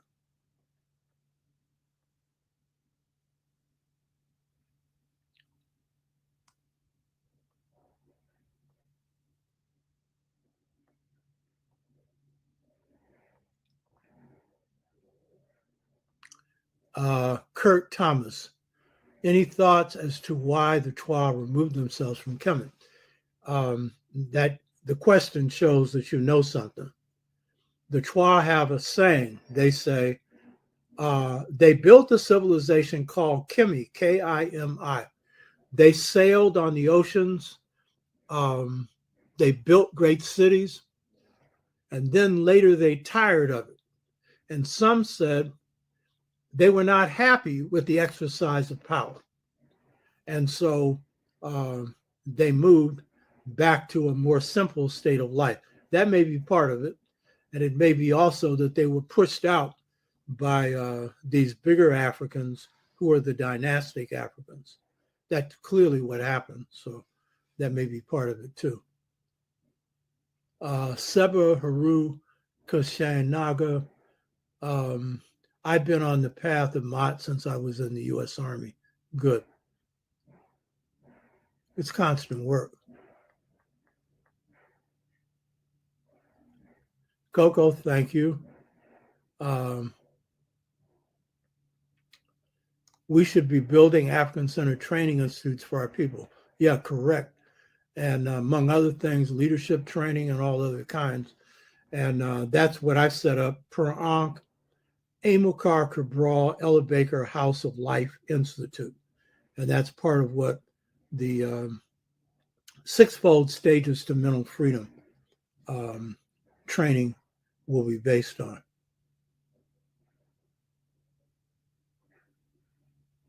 Gerard, I see the references of the Twa as Ani or Anu. Any correlation or reference to Anunnaki? I don't know. Explain in your comment who they are.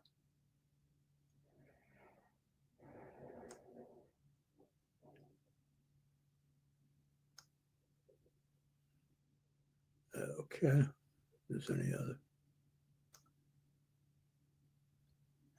M. Jewel, so interesting. They knocked off noses, but couldn't do anything about the other features, would still show others who the Kemites were. Yeah, obviously, Yeah. Lao Tzu, I'm in the 2nd chapter of the Integration Trap Generation Gap. Question, why is it that the people who were derived from the Twa outside of African societies deviated?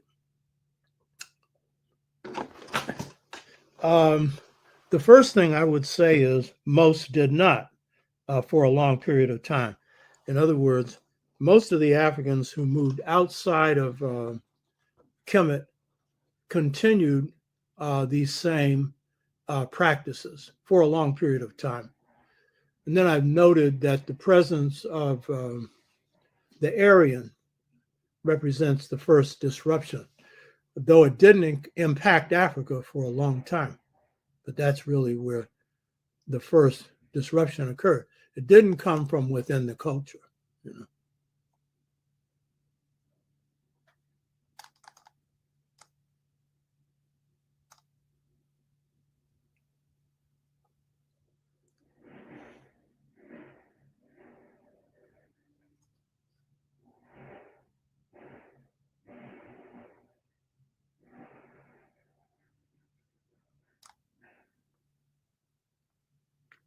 Oh, Tianja Bean, greetings from the island country of Bermuda.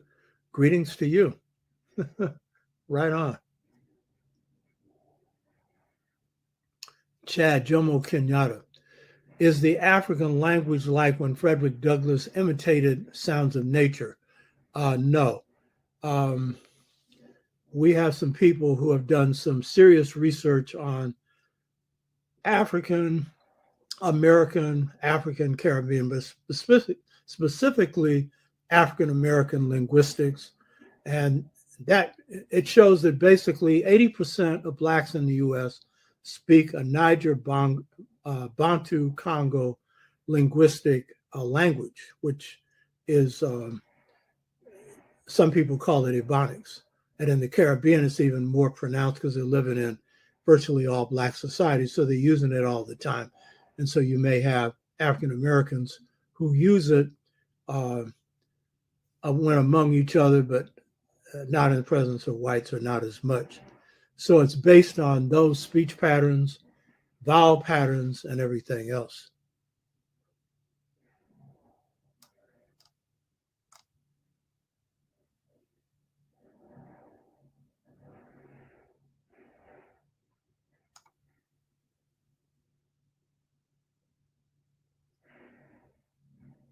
Lao Tzu.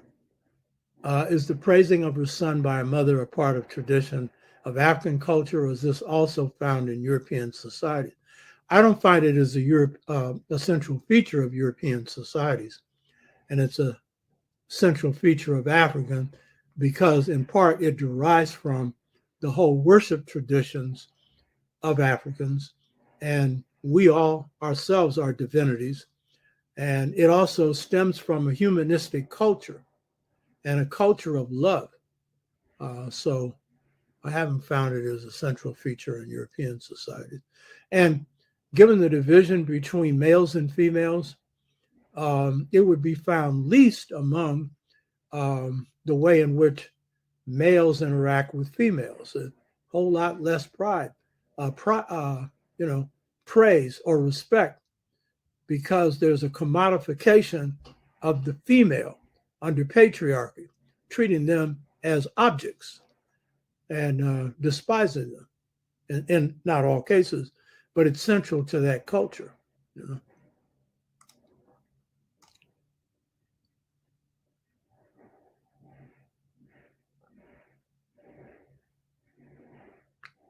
know? Chad is referring to somebody's father who was a good person.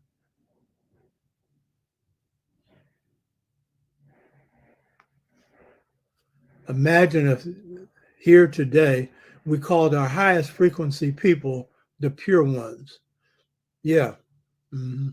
But then you also have to be comfortable with the idea of spirit, and you have to really appreciate what it means to polish your own mirror, which is your spirit, your speech, your words, your actions, your attitudes. Work on it. And we have people who are doing that. But combine that with everything else you do. That's where the joy of life is. And draw people into your circle that are working on that as well, or help them work on it. Oh, Chad Jomo Kenyatta. A beam of light shot through the room when my father passed and the power was out. Yeah, it was his spirit passing to the next realm.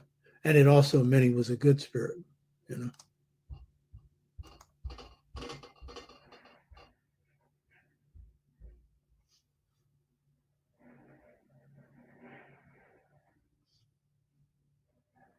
Okay, here's Francine Leonard, and she's referring to a king of Rwanda who helped out his own people when they came to the U.S., the Tutsis. I didn't know that's a good thing.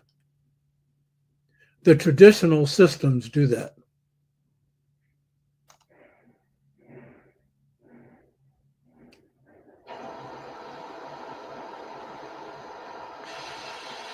M. Jewell talking about the importance of elders in the community.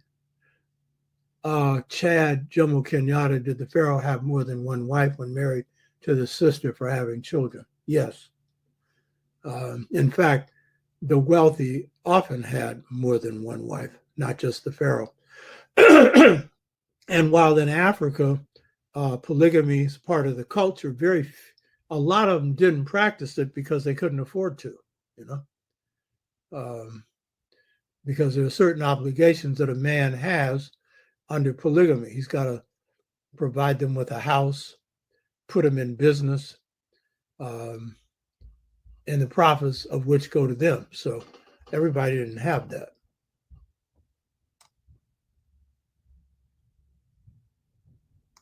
Okay. Ogawa is talking about hit the like button. That's very important. I should have said that in the beginning. Yeah, everybody watching, if you like it, say you like it, because then that increases the notice on the show, brings in more people.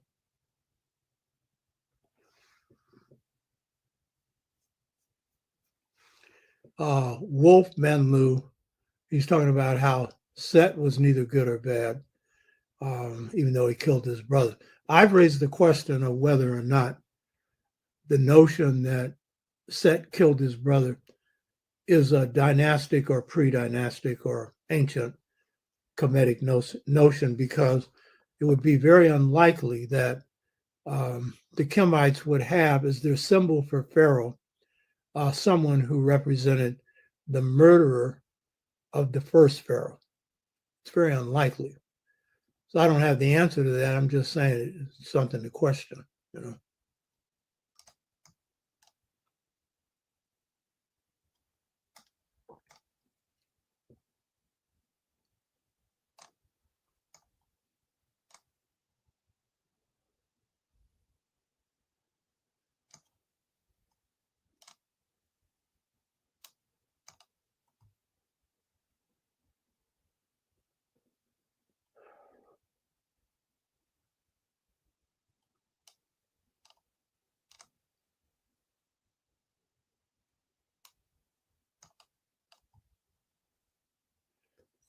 Lushanda, thank you. And I appreciate the work you're doing in the community. And let me know what's happening in your community. Cheryl S.G. Rush, thank you. Thank you, you know. It's what keeps me going here, you know.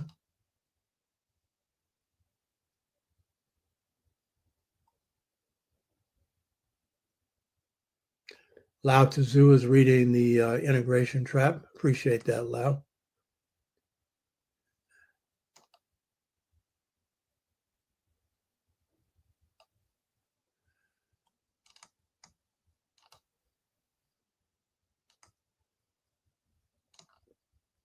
Okay, let's see what we have on the bottom here.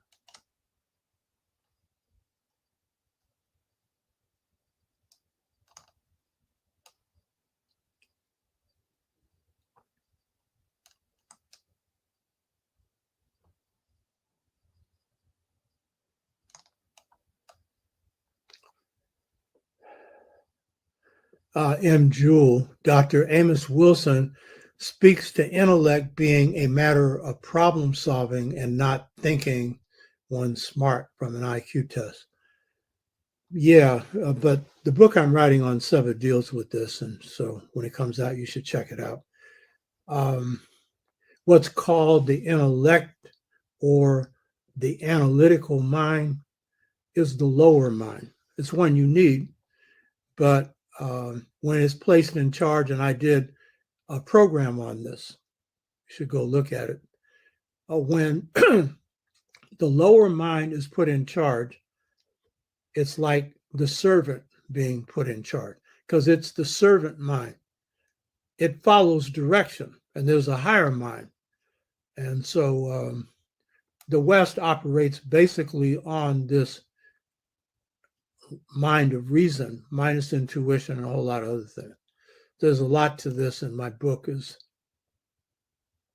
replacing that system.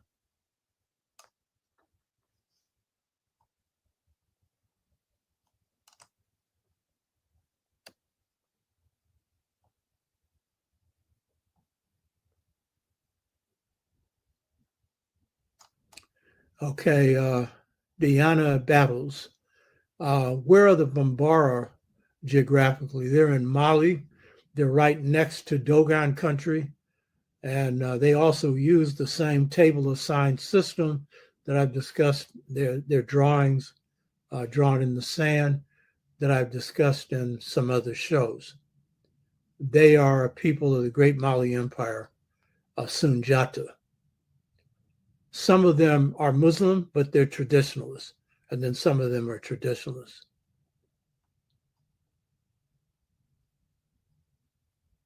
Okay, there's a person here, Kwasi Shabazz Bonsu, adult leadership training retreat founded by the late Nana Ajayi Akoto, happens every June in Virginia. That's good.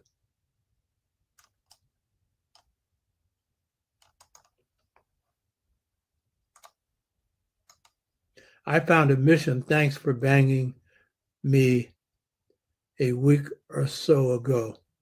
Many Philadelphia schools don't have libraries. Unacceptable. Yeah, good.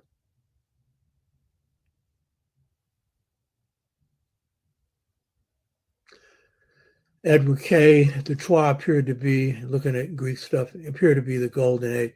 Yeah, race. I would say it's the golden age for sure, because it's a period of peace and justice and high creativity. Ayadella, they just found another mineral that is electromagnetic nickel stones rocks. A negative and positive wire attached to a wire and lamp lens lights up the lamp lens like a light bulb. Oh, interesting.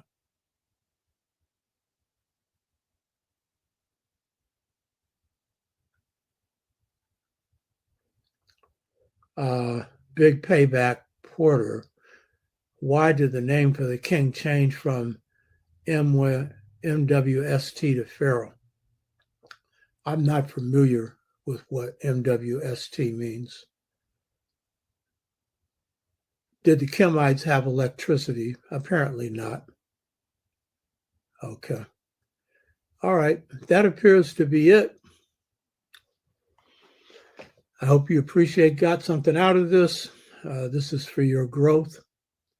And until next week, Hotep.